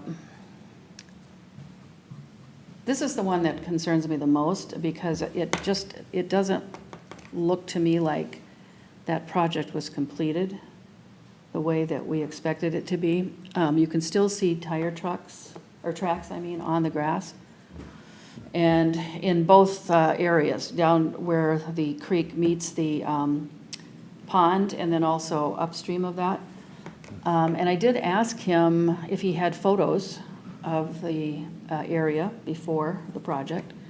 And one of his daughters had gotten married there about 3 years ago. And so he brought those photos out, and it was clearly, grass in all these areas. This is that creek as it goes down toward the pond. And I was just asking Mike, the only thing that looked a little weird to me is when you look down toward the water and you'll see the rocks on the left side, kind of just piled in that grassy area. There's another pile on the other side that you can't see because of the plant. But right in the middle, if you can blow that up in the middle, that area right there is just sediment. And Mike said that's what happens, when a rain event happens. It's kind of bermed up a little bit. And so all of that sediment just collects right there. And then if the water is higher, of course, that's all spilling over into the creek. And then if you go to some other photos, I don't know what order these are in, but it kind of takes you along that creek. There is a little depression. You can just barely see it because the grass is all grown up there, and I think that looks, oh, here we go. This is the one at the end from the side, so you can see where the rock was placed on either side, a little bit in the middle, but most of that is that bermed soil. So I think the rock on the other side is probably adding whatever filtration on the sediment that might occur when the rain events occur. And if we can go back to, or keep going until we see the actual, point out I want to point out that the top of the water coming out of this is very clear in the pipe, and you can see it even in the catch basin, but the top of it is this green matter. That's what?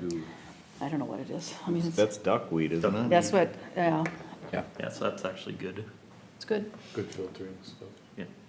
Does this create those little white ball-like dots that we were seeing in the former pictures? Yeah, there we go. Is that from duckweed? I'm not sure what those Okay. white dots are. Do you have any idea, Jason? Isn't it just duckweed? That's what Mike thought.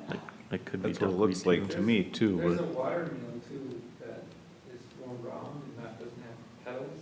And that's a little lighter color, but I can't tell from that picture. This was, it looked like styrofoam balls, little tiny cylindrical things, and, They're white, you said? yeah, they're white.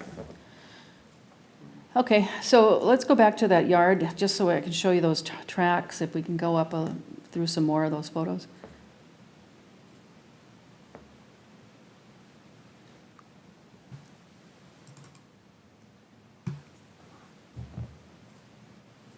I went out on Sunday morning myself, and this is when I took the photos.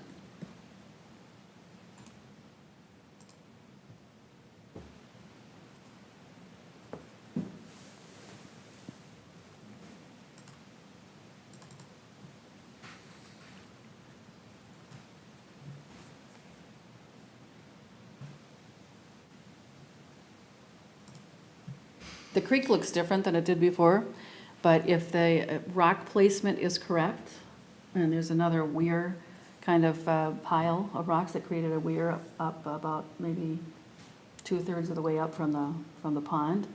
If that's the design, then it's probably functioning properly. So, It just doesn't look the same. so yeah, if I could speak to those. So those are rock checks, and the intent of those is to make sure that that channel stays stabilized and it doesn't head cut. So, some collection of sediment there is fine. I mean, whether it gets caught there, gets caught in the pond, that's the intent of the project, is to catch that stuff before it Yeah. goes to the lake. I Can you find those photos?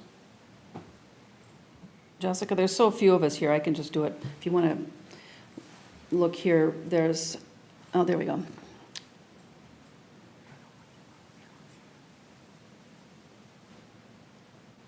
There we go. All right, here's the side yard, and this area here that's bare, as you can see. And there's that weir structure with the, is that a weir? A rock weir from the pile of rocks? That's what I was talking about earlier. It's about 2/3 of the way up on the creek.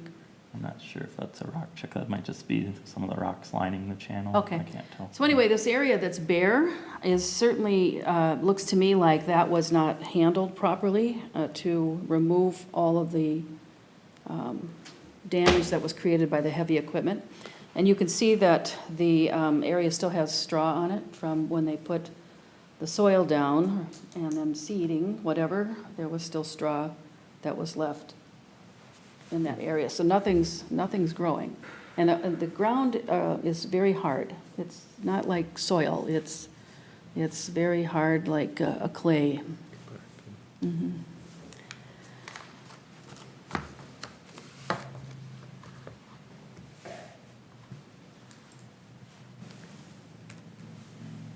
Madam President, managers, I'm going to send a couple of photos to Jessica here to pull up on the before condition for this channel area. One of the things that with respect to approving the work was that we wanted to stay within the drainage easement and not do a full landscape of the yard. First of all, everything that where the channel is and the much greener area of the lawn was all wooded prior to the project. And so in the other area, I would certainly welcome any photos, but it was in fact very hard and almost completely absent of any grass. And we've on the first time we brought in as a change order. We spent another $1,600 with the Peterson companies and brought in some additional black dirt. And then, of course, now with Shoreline Landscaping, they again brought some additional part of the bid project. They brought in additional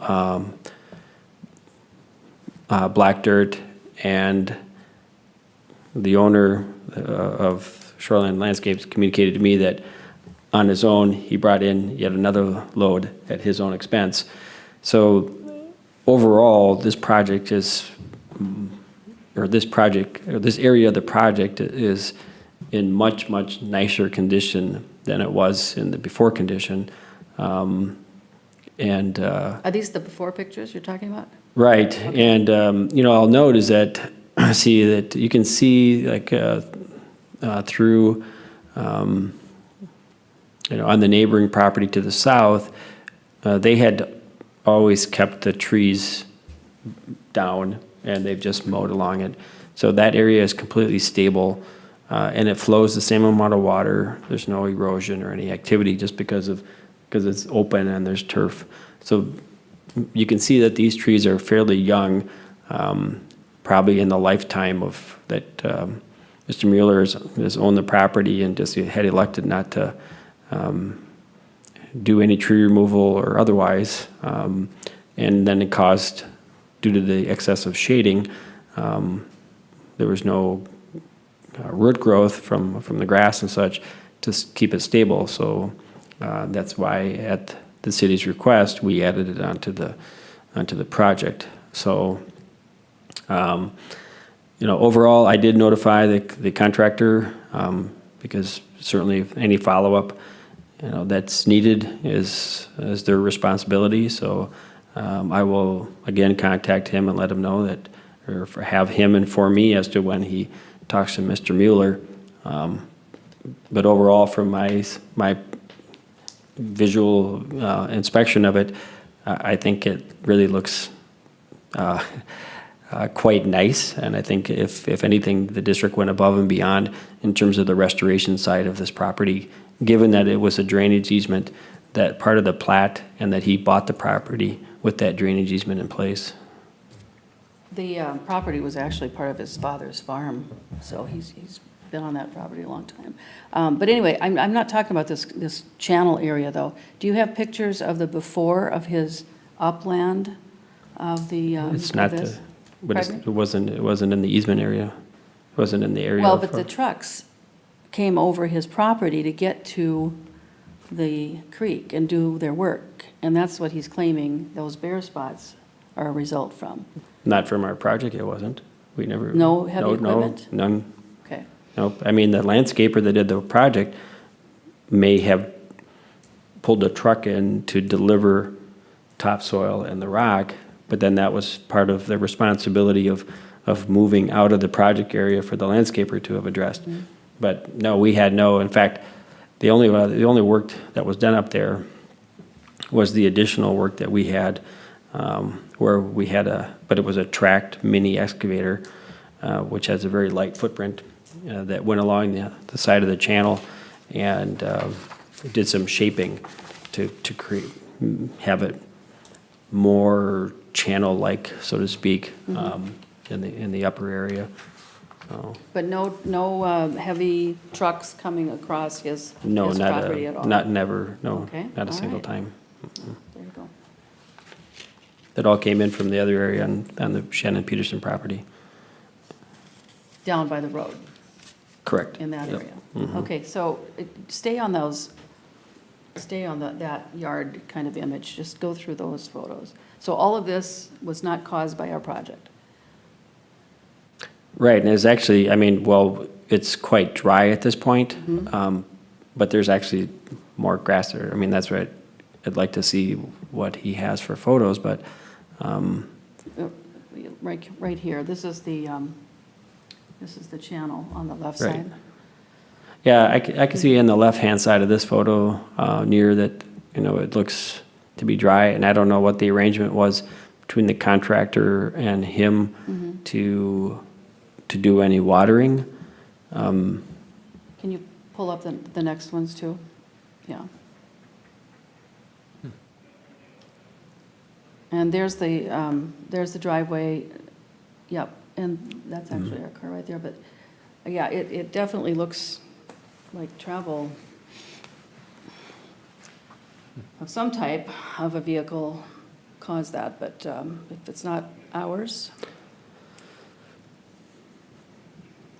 No, there were no equipment from the project went through his property. okay. What is all that white stuff? What is all? That's just bare, hard, flat, that's that hard soil.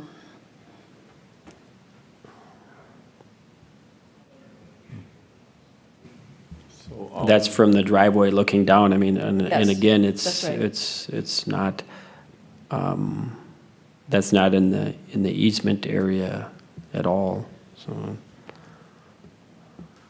But no equipment came off of his driveway to get to that easement area. Correct, only thing that, I mean, whatever shoreline landscaping, however, whatever arrangement he had, I presume he came off his driveway to do the restoration work. But he had, would know that he was responsible for any work for restoring the site exiting the work area. Can you confirm that with him and get it in writing that he did not have equipment to cause this kind of damage? With Mr. Mueller? No, shoreland restoration. Well, no, I'm saying is that he's the only one that would have traversed it to get to the work area for restoration, so he would have been responsible. Shoreland. Right, Yes, I know, that's what I'm saying. Right. Is that if you can talk to him and ask him if this is what he saw when he got there, and he did the work that he was required to do, and so on. sure. Okay? Let's just make sure that we've got all of our i's dotted and our t's crossed, and confirmation from all of our contractors that we hired. So all of this resulted from a phone call from one person who had algae on their shoreline, and all this other stuff came as a result of that. Yeah, And this was an emergency that we needed to deal with on the weekend? well, it was me going out on Sunday. Well, With the Cecilia algae. went out and Megan Yeah. went out. I mean, you're activating resources and we didn't even have a chance to take a look at anything, and we can't possibly pull out the emergency response plan every time somebody says, I have something bad on my shoreline. This project is costing us a fortune in this continual drip, drip, drip of complaints that are way beyond when they should be. Look at the water quality difference. There's no complaint that should be coming from this project. This is getting old. This is getting very old. When's it gonna end? It's tiring.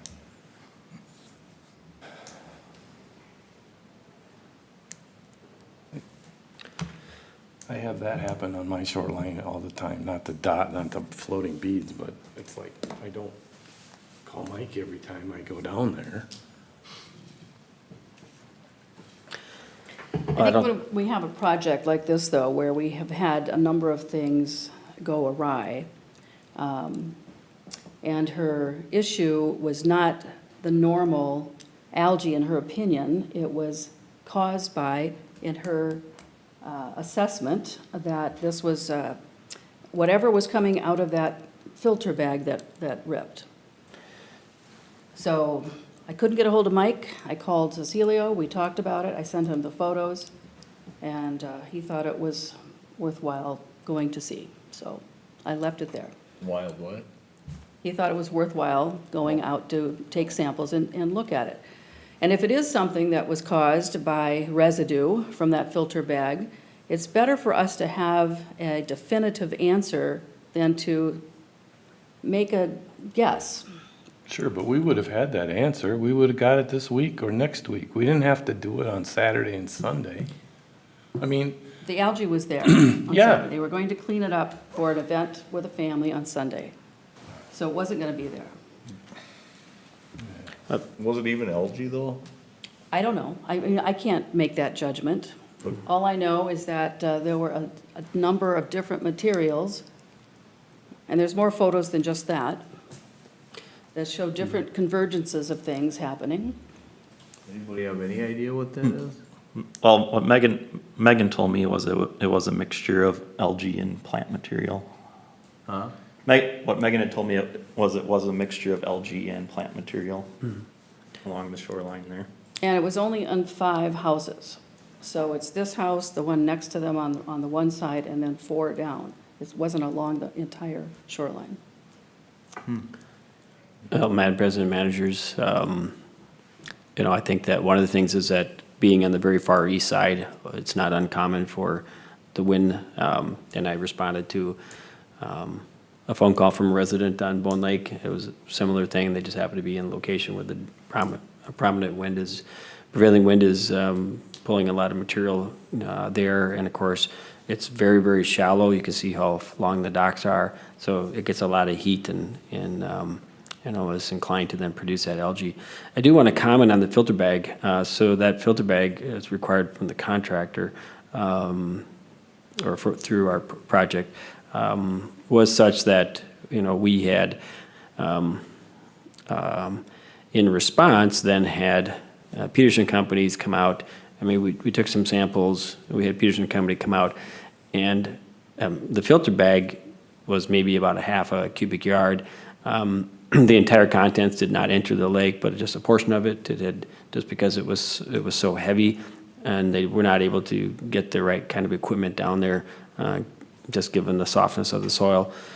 And but we had them, Peterson Company, come out, and they removed the portions of 2 tandem axle trailers, by shovel and wheelbarrow. So I would surmise that, maybe what actually went into the lake was roughly a half a wheelbarrow full. It's the sediment coming out of that pond. Not much different than what had been previously coming out of that pond, because the pond, as you may recall, was completely filled. There was zero capacity left. It was right up to the edge of the culvert.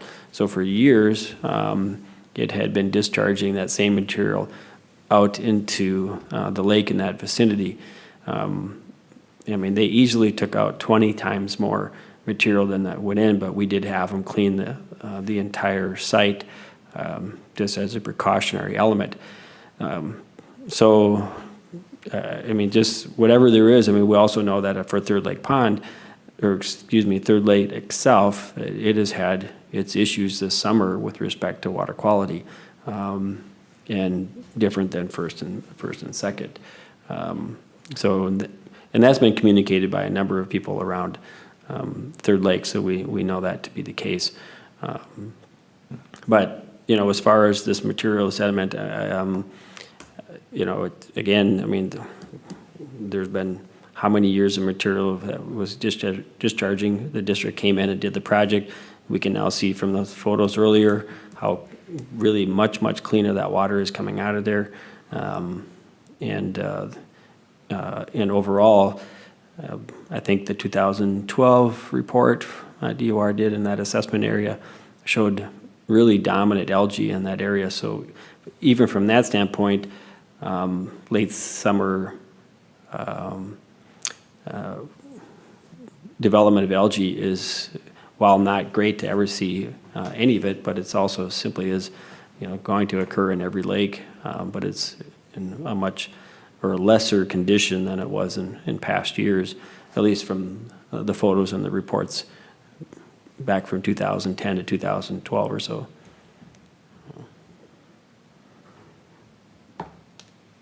So you got a call today from somebody on Bone Lake, you said? No, a couple days ago, but I just told her that I just said I'm not available. I could send somebody out. I was going to ask, see if Aiden was available, send him out that day, and she just said, nope, it's fine. Why don't you just come on Thursday when you're available and take a look at it. So I did, and they do have filamentous algae in that location, just along with some other native plants, but the algae is growing both. It's matted, floating on the surface, and it's also starting to cover some of the coontail plants in that area. But you did go out to inspect it. You did eventually go out and inspect it, right? Correct. To see what it was? Okay. Yep. And she wasn't going to pull it. I don't know why anyone would even call about that. It's not like we haven't had it on Bone Lake for years, so. Well, I couldn't distinguish that. When she said she suspected it might be because it was more intense than normal, different Right. different look than normal in the past, growth that she's had, I erred on the side of caution. We don't want to have a guess that it's not related to our project and then have a bigger problem down the road. And so I thought it was the prudent thing to do, and I think Cecilio made the right choice. I was happy that he made that choice. Now, the question here is, do we have them analyze the grab samples so that we can make a final determination? And his email to me today about what the next steps would be, that was my question. He said that that would be a reasonable and probably a good thing to test. So all we really need to do is know if it's coming out clean out of our project, don't we? Well, not if some of the material that was in that filter bag ended up in their beach area. And that's the, that's the question. Madam President, it's going to be impossible to distinguish the year's worth of material that came in from the pond from literally, what amounts to a few shovel loads from that particular, it's going to be identical material. It just happened to occur during the project. The majority of it was removed by shovel and wheelbarrow, but, yes, there was some that when the bag broke. We just had the bag there to ensure that when they were pumping, that there wasn't just an ongoing amount of set. And frankly, given the vast amount of material that had been discharging for years prior, even what came out of, had we just been pumping straight, it would have been insignificant compared to the total over the years. But it was just a matter of that, hey, it's our project. We want to make sure we're capturing what we're pumping out here in the event that there was some sediment. We didn't want to have a plume out there. That would have looked bad, of course. So the filter bag is a standard method to do that with the trash or with some kind of pump like that. So, yes, not good to have any of it discharged. But I don't know how we could possibly sample in any way to distinguish between everything that was out there, given the fact that it's the exact same material. Why don't you talk to Cecilio about that? I did. That wasn't my suggestion, that was his. So would you talk to him today? Well, I mean, we can sample, I think, yes, I talked to him today. So we can sample, we've had ongoing sampling from the project as part of our diagnostic, our effectiveness monitoring. So we have those results ongoing. We have lake samples ongoing both from camp and our regular biweekly sampling. We can take samples at the shoreline to further, I guess, evaluate something, but Well, they already took those. My understanding is that Megan already took samples from that area on Saturday. right, but then So- the question would be, what would be sampling for? What would you be testing for? Right, and I guess, I don't know, unless you've got some insight into it, but I'm not sure again how, I mean, we could sample to communicate that, yes, this is just normal material, but I just think that the suggestion that somehow a few shovel loads of material coming out of that filter bag is the cause of this massive algae is. I don't think it was the massiveness of it. I think it was the difference, the different, whatever she was observing was different than what she had seen before. And it was a mixture of things, and not just the old standard scum that comes by. Okay? Sure. Well, here's the thing, in my mind. We're a scientific body by statute. Right. All right? Now, we're making all kinds of assumptions about this and that and the other thing, but if there's a certain way to test something and say for absolute certainty that that is not what is happening on your shoreline, that it's the result of many of the things that you put in the text to me. It's the bad habits of the city government allowing buildings to be built too close to the shoreline. It's not having buffers. It's all these bad habits over time. And I'm not disagreeing with that. And that was the first question I asked her. What is different about this than the normal outbreak that you see on Forest Lake? Because that's been happening for years. So if we can do that, I don't know what the cost of that testing would be, but let's find out. And if that gives us a report that we can share with that community and say, this is what's happening. I did not miss the opportunity to talk about natural shorelines when I was out there. Well, that's what I was gonna say. And she, there's one neighbor 2 doors down from her that has one, or 3 doors down. And I said, that's what yours should look like, and everybody else is along here. And I used that 1 pound of phosphorus, 500 pounds of, equals 500 pounds of algae. That's so powerful.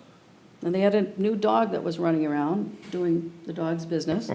And I said, you don't have enough space between your house and the lake. You better be cleaning that up every day because you can't allow that to go into the water. So, the pictures that I just saw, is everybody's area along Forest Lake, are they all like a 15, 20-foot beach? Is that, I think their lots are 50 feet. but I mean, there's no buffer there for sure. No, Yeah.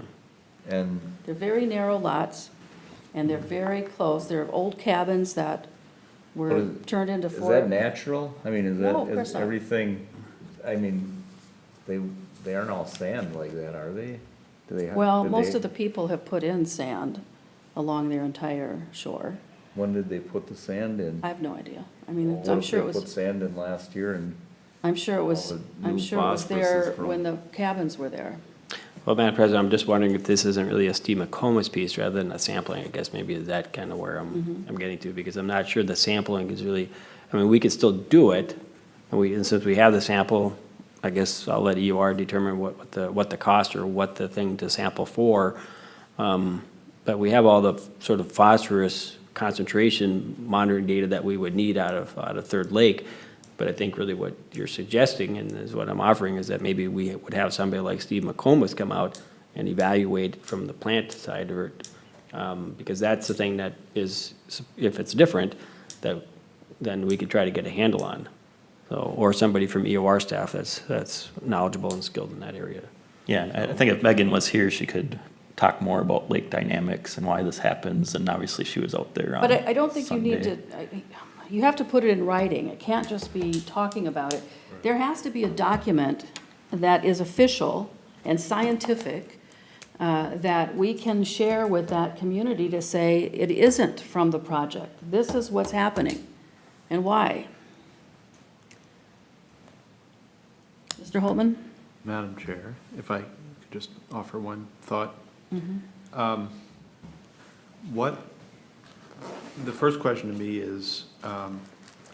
is there a plausible hypothesis, if this is something unusual, that it results from the district's project? And I hear Mike saying that basically what happened was,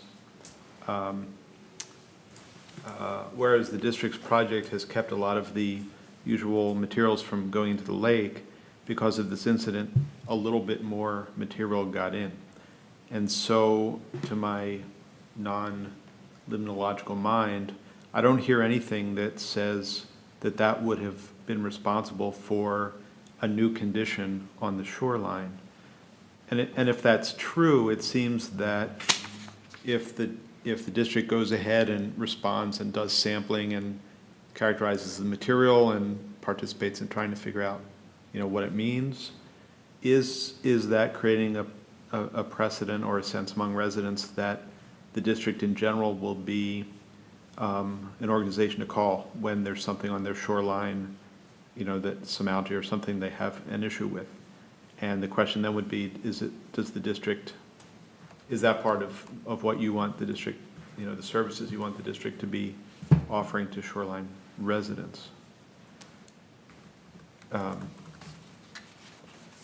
So if not, then the question you might want to ask Mike and your engineer is it reasonable to respond to this by saying we've examined what happened with that incident of the sediment release, and we're not sure what that condition is on your shoreline involving algae and plant material, but it's not, we're told by our scientific people that it could not have been the result of the incident in question. which obviously the landowner won't like, I presume, but, I mean, that's one policy position to take as well. Yeah, I agree, but it has to be official. It has to be on our letterhead or EOR's letterhead that makes that scientific conclusion so that we can be done with this. We can put it to rest. We've done our duty as a scientific organization under statute. I just don't like to go out there with suppositions and, you know, this study's been done and that study's been done, so we're drawing this conclusion. And put it down in writing and build the case. In writing so that they have it forever. They don't have to call anymore because it's explained to them what's happening.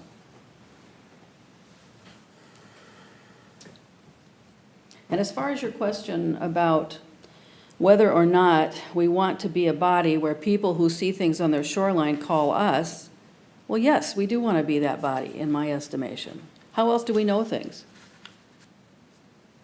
You know, if it's not something that we have a record of, we certainly want to know it. That exchange of information and that interactivity is critical to what we do.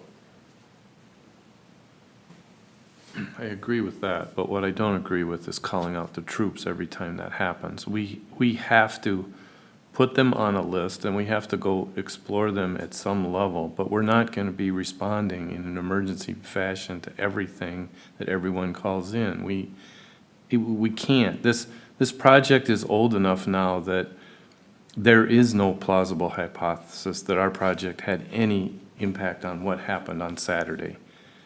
Will we go out and look at it later? Sure. We'll go out and take a look at it. We'll probably send the same people. We'll send Megan and maybe Greg or somebody else, but we just can't be jumping at everything that, and yeah, we did a project in this area, but it was long enough ago that we're not responsible anymore for what's going on out there. We're sending cleaner water than they've ever seen into the lake in that area. Right. We have cleaned this thing up. What happened 2 years ago when the project occurred happened 2 years ago. It didn't happen Saturday. So I just don't know how we ever get out from under some of these projects. What's gonna happen on Hilo Lane? Are we ever gonna hear the end of that one? We'll have people calling us up saying, my lawn is wet. You guys screwed up Hilo Lane, now I can't get water out of my lawn. Well, you're supposed to have water in your lawn. I didn't know that was an issue. Is Hilo Lane an issue? Yeah, they've been having water back up into the backyard, right? That guy's been calling I haven't heard of that. Well, there's one resident but it was a matter of when we had that July 12th storm, and which was communicated that there was about, 4 or 5 inches, depending on what area. Initially, it came up very rapidly, and the resident didn't think it was draining, and then about an hour later, it drained. Right.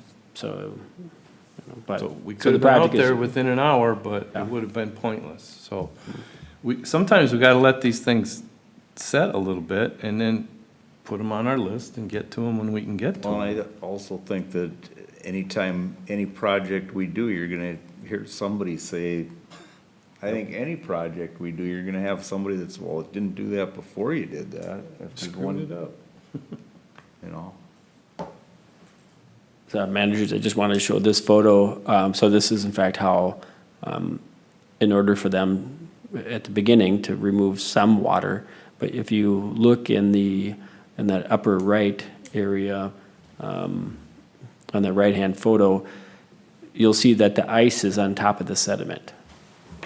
So the pond was exactly completely full right up to the bottom of the culvert and throughout the entire pond.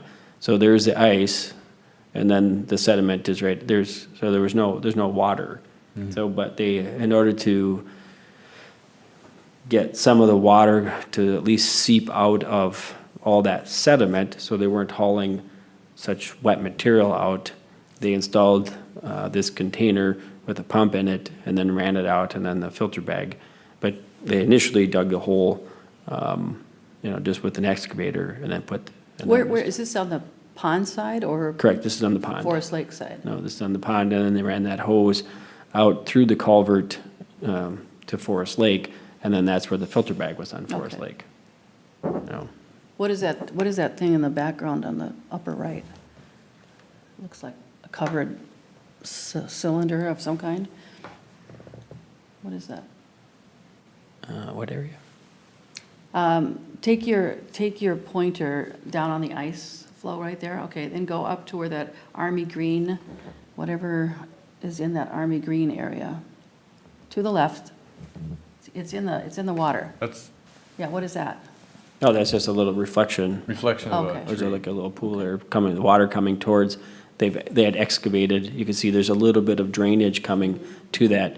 And actually, most of what they were telling me was there's so much, there was, on the southeast corner, there's a large wetland complex of that very unusual, triangular shaped portion of the property, and so that was running all winter. And so that was really then just trying to bring that water through to some location to get it pumped out. Do you have a picture of the filter bag on Forest Lake? Let's see.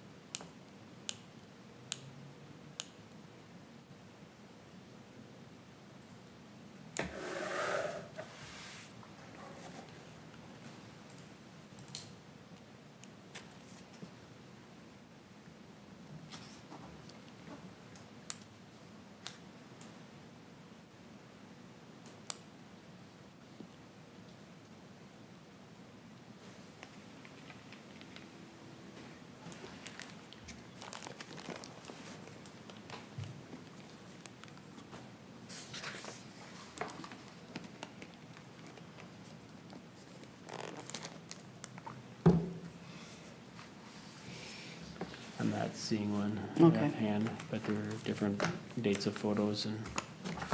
Okay, so we can move on.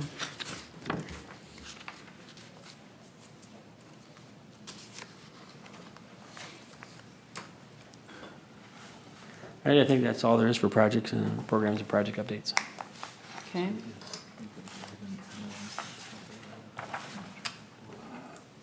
We'll leave it up to you.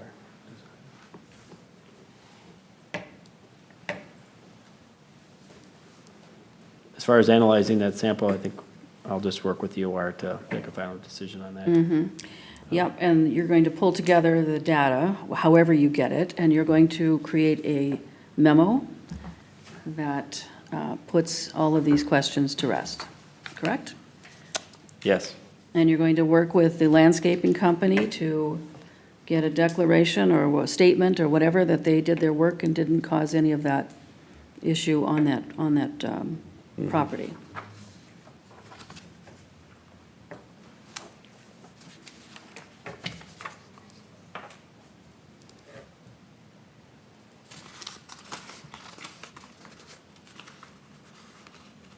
What was the name of that shoreland? Skyline Landscapes. Okay.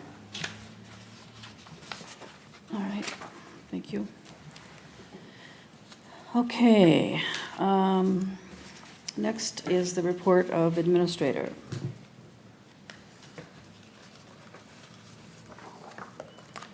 Madam President, managers, I don't think there's anything really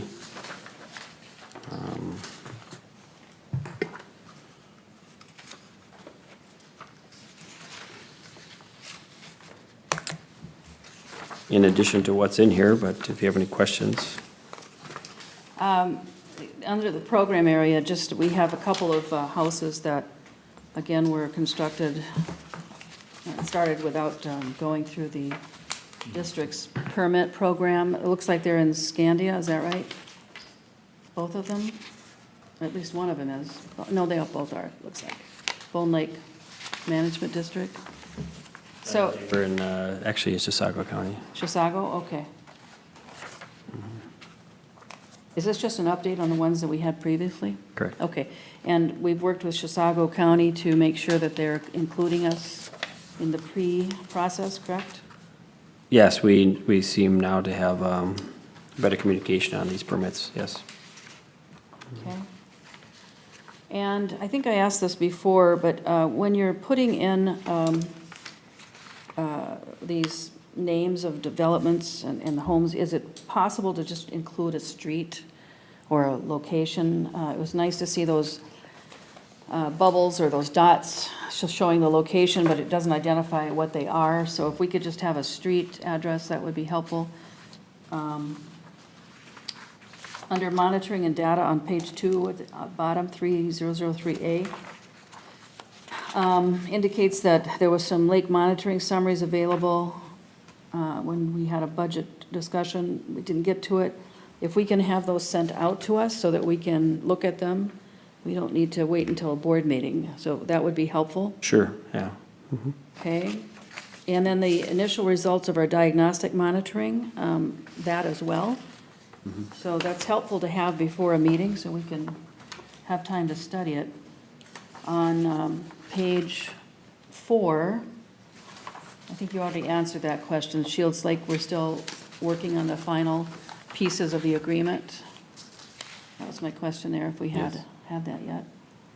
And then under 5300 streams, just a reminder that when that beaver baffle system is ready to go in, if you could notify the Comfort Lake Association contact, because that has been a project that's been discussed for the beavers on the Sunrise. Sure, And so on the north end. they would love to see that, I'm sure, in process.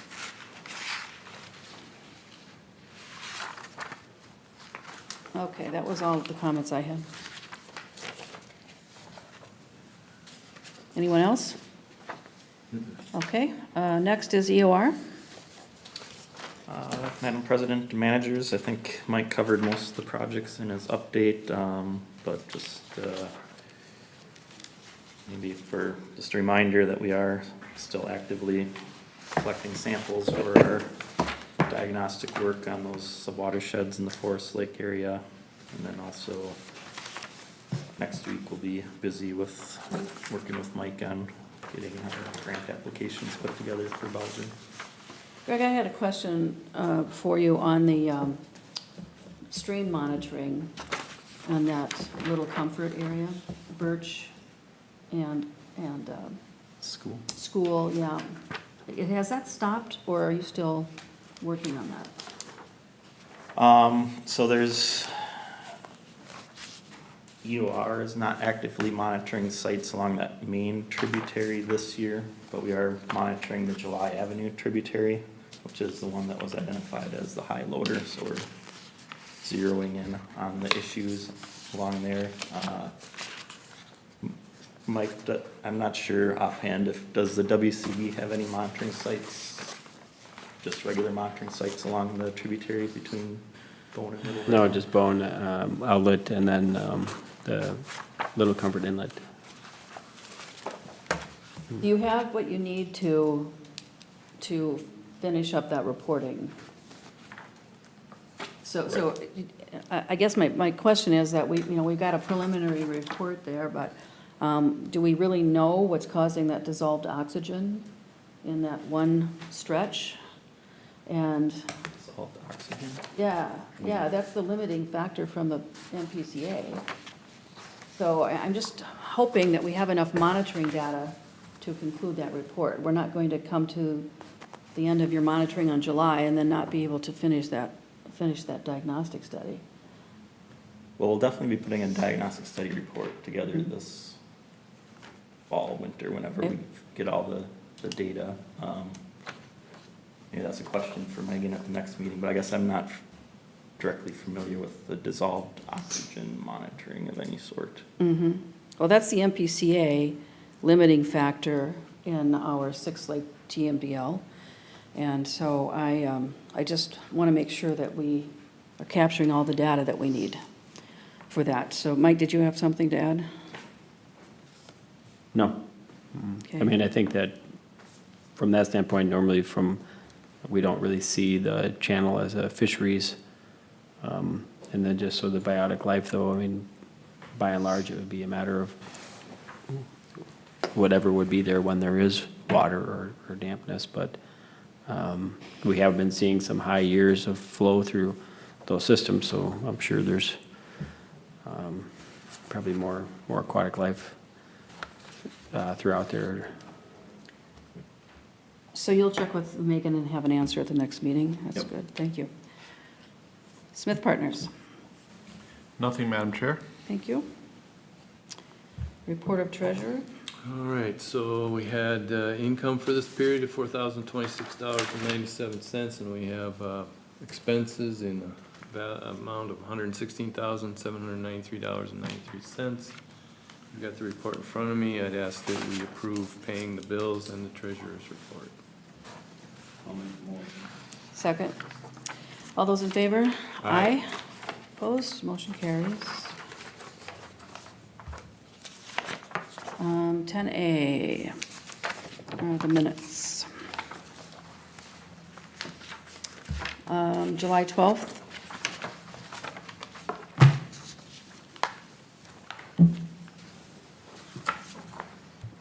The Citizen Advisory Committee update, just at the top of the page, the children's summer camps, it's a water-related camp. That's what we were talking about. It's assumed, but I think it's important to add that on that first sentence on that page, just so the reader, whoever reads this, knows what that's about. And the scholarships, of course, are for water-related degrees as well.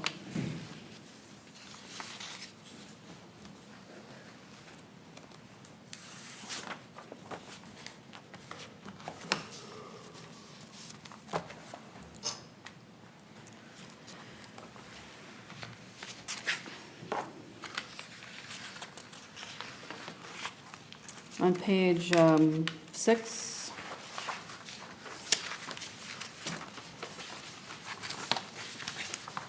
under the first bullet, under President Anderson provided, several comments. The extra funding to manager per diem and reimbursement lines was for increased manager participation in additional meetings for the committee assignments should be added. That's what it was specific for. Second bullet point, add outreach and in front of education. It's for both of those areas.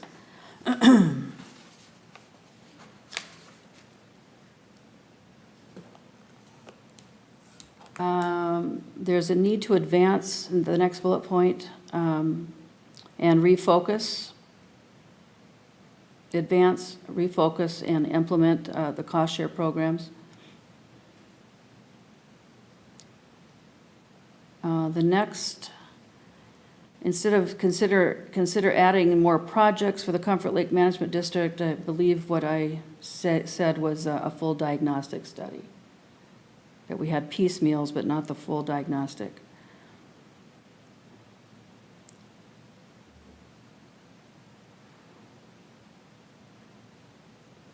The next one is on the Sunrise diagnostic study, where it says it's not enough, it's only part of the issue, was the comment. And then again, it was more dollars going to the full diagnostic study of Comfort Lake.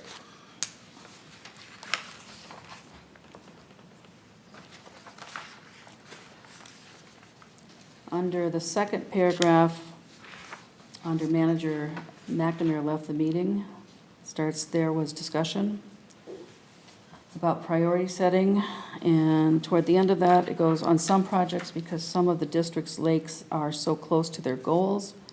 And actually, it was at or close to the 30-year long-term goals. I'll give this to you when I'm done, Jessica.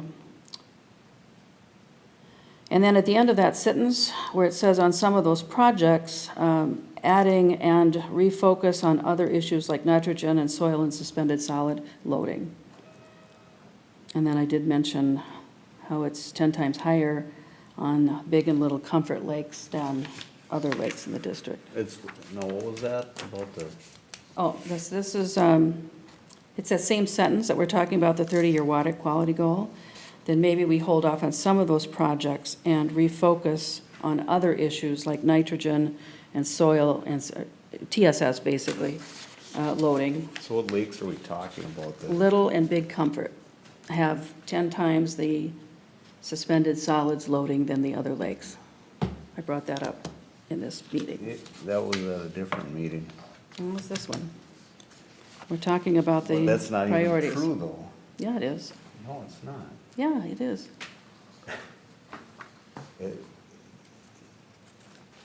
It's not, it doesn't have 10 times the loading of other lakes. Well, it does. I mean, it's right in our annual report.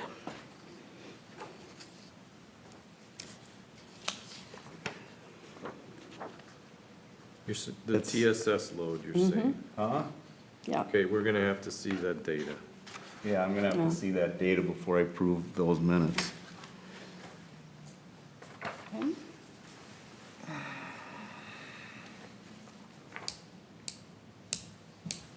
Wish I brought it with me. I gave you a copy of all of that at that one board meeting, budget meeting, I mean. All right, so we'll hold that.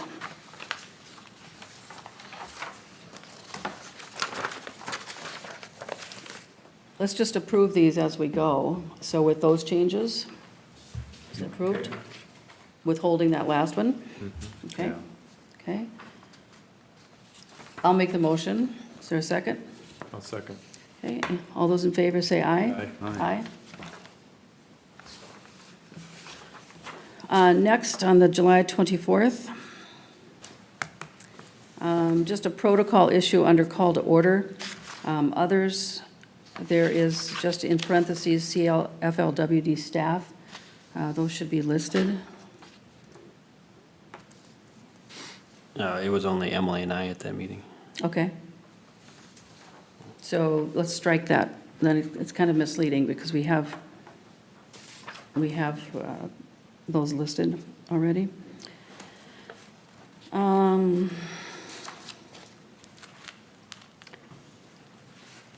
The number C under 3, budget sheets, 3006F, WMP update. This subtract 50,000 and plan to spend less on consultants. It's not for the whole project. Under that consultants, it should say for 2019 only. So shifting the bigger expenses into 2020 and 21 was our discussion. Madam President, that was just on the watershed management plan Yes. update.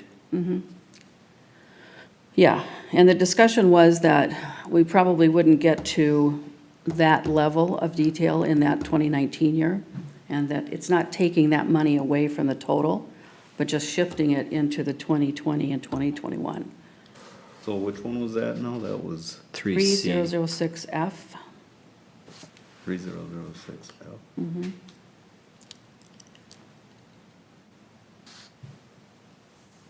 And then under D, it's just a added information for background. They would rather put these funds toward projects as information from Moody Lake Core is most likely no different than what would be found in the Bone Lake Core.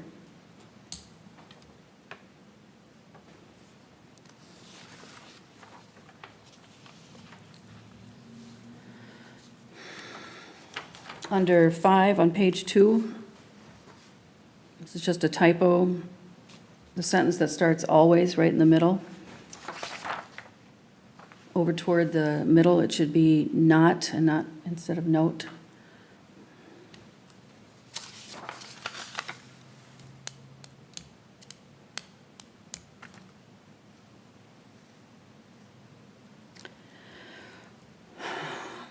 And then under the next paragraph, there was then discussion. Go to the last full sentence over toward the right and bring to that, it was actually at the next meeting, just to be particular, instead of a future meeting. It was specific to the next budget meeting.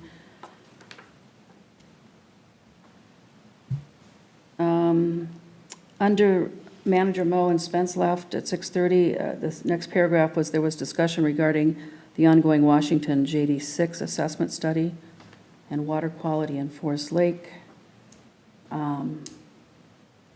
I don't recall what that discussion was, but if there is a way to add a little bit more detail so that we understand what that discussion was for future reference, that would be helpful.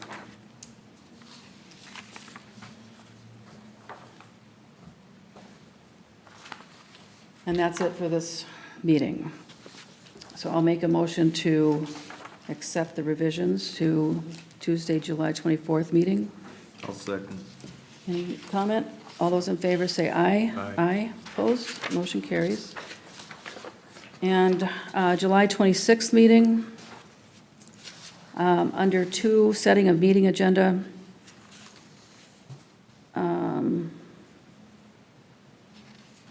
I guess that was okay. I just had a note there. Page 2.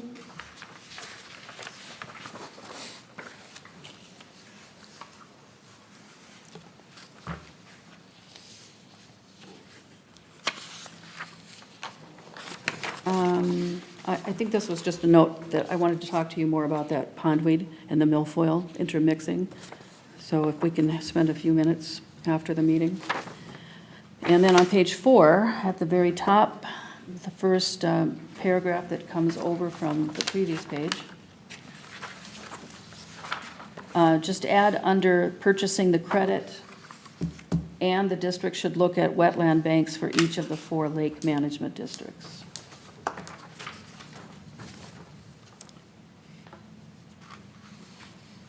Under B, under old business.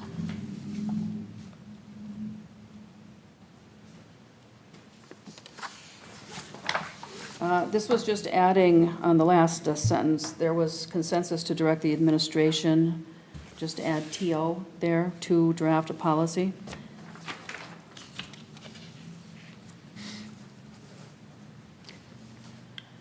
And then at the top of page 5, under the monitoring data, too bad Megan's not here, but I was a little confused by the listing of the low, moderate, and high. And I wondered if there wasn't a mistake, because the moderate is 0.15 to 0.5 milligrams, and too high is greater than 0.4. So I think there's a little disconnect there, and just have her look at that again, and maybe that was transcribed wrong.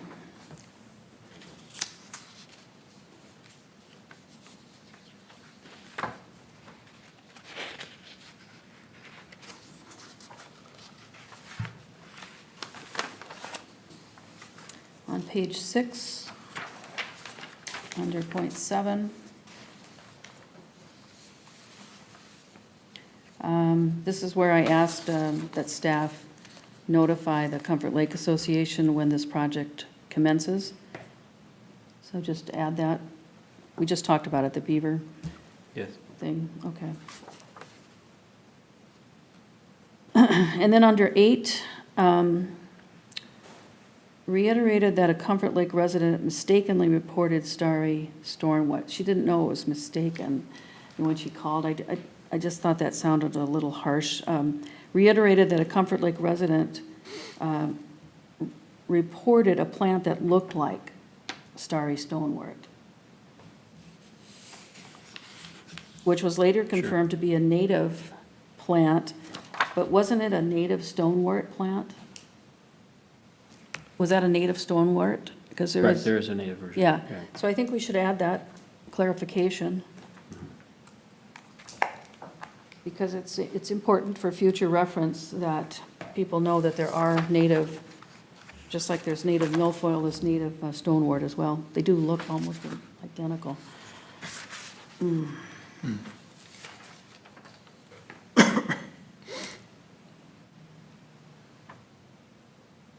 And, oh, and this was more a question, I think, for, this was actually your motion, John, but on 13, on the last page, Manager Spence moved to approve the addendum to the administrator's contract. It was actually a salary addendum that we were working on and referencing. And I also probably should have that tape looked at or listened to make sure that that was part of the motion. I'm pretty certain it was. And then a question for you, Chuck. We did talk about the summary once we got back into open session. So there was a summary of what we had done, and I don't see that here. So we should have that included, correct? Yes. All right. So again, if you can just reference the tape and then get that summary that I would have issued, yeah, One session, one sentence kind of Yeah, summary. that's all it Yeah, we is. did something, yeah. yeah. Yeah, I was surprised that I was missing two, actually. I Yeah. didn't note it. Okay, I will make a motion to approve these minutes as corrected. I'll second. All those in favor say aye. Aye. Aye. Motion carries. Thank you.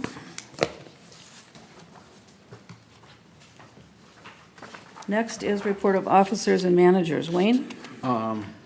Let's see. One of the things I had written down here, we talked about earlier with possibly working with that farmer on the southwest side of the lake. And then I understand Craig Matson was awarded the Scandia Good Neighbor. That's the farmer. So that's good. And this is something I was thinking about with that land that we rent, and I have no idea if that guy would ever be interested in selling. But through that, I think it's through the CLP grant, is that the one that's administered through the DNR? Yes. I noticed there was a lot of, I went through and looked at the awards from last year, and there was an awful lot that were awarded for like land acquisition. And it looked like Pheasants Forever was pretty good at successfully landing them, so they said that they strongly encourage partnership, so if we could maybe even talk to Pheasants Forever, if we could get that in a prairie, it would solve everything for us from that. So, Do you know anybody? well, I don't know anybody on, I think they've got a Washington County chapter of Okay. Pheasants Forever, but. They do, and Dan Fabian's a member. Oh, is he? nice. Good. So anyway, I just thought that might be a possibility, even if maybe the city would want to partner to make it some sort of park or. I have made that inquiry in the past, Manager Mo, so, and they've not expressed any interest in that, and I've also inquired to the owner.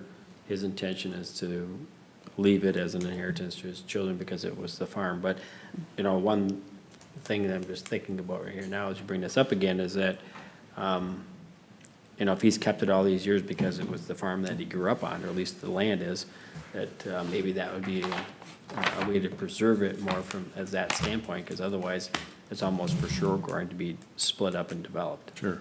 Just name it Gowan Highlands, a natural area, or? We'll have you make that call. Anyway, Sure, I mean, I can make another inquiry and.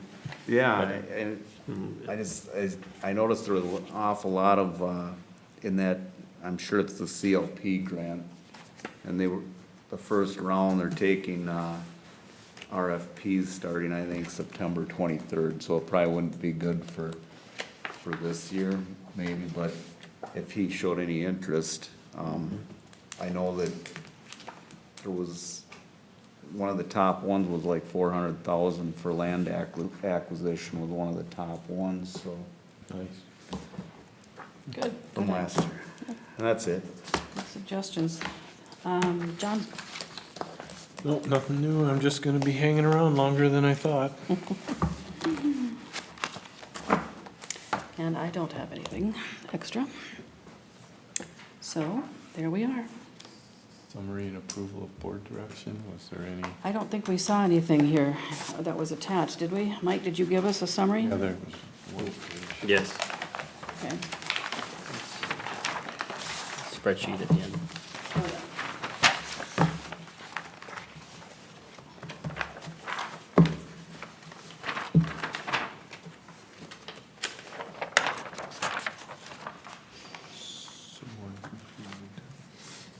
This summary of staff growth, I do remember this now, didn't make any notes, but you shared that with Manager Schmaltz. Can you share that with the rest of the board before our next Sure, which one is it? priority? It's it's the second one down, reference number 9. Yes, it was just general numbers. I mean, that's, he was just looking for, but yes, I can provide that. I think I talked about it during the, right, during the discussion with the space, Okay. office space. Yeah, other than that, I don't have anything else to add. I think the direction is already stated there. I just wanted to give a compliment to the Aaron and Aiden in the permitting area. I was very concerned about Highway 8 and seeing all of these bare driveways and so forth after they got through, and asked them to follow up to make sure that the DOT was doing their job in doing the BMPs, and they got right on it, and within a couple of days, everything was beautifully done, and it certainly is a good example of how BMPs should be operating, and there's so many cars that go by, not just cars, but vehicles, drivers that go by every day, and it's really nice to have a good visible example of how to do a project correctly, and make sure that the water quality is adhered to. So a lot of people, like we've had some folks in the last year and a half or so, challenge the validity of watershed districts and why we exist, and that's it. And that's just to help people do the right thing. It's not against development or stopping development, but do it right. You're gonna do it. So thank you for that. Wanted to call you out for doing a good job there. And with that, I think our business is done. Make a motion to adjourn. Second. All those in favor say aye. Aye. We are closed at 9:20.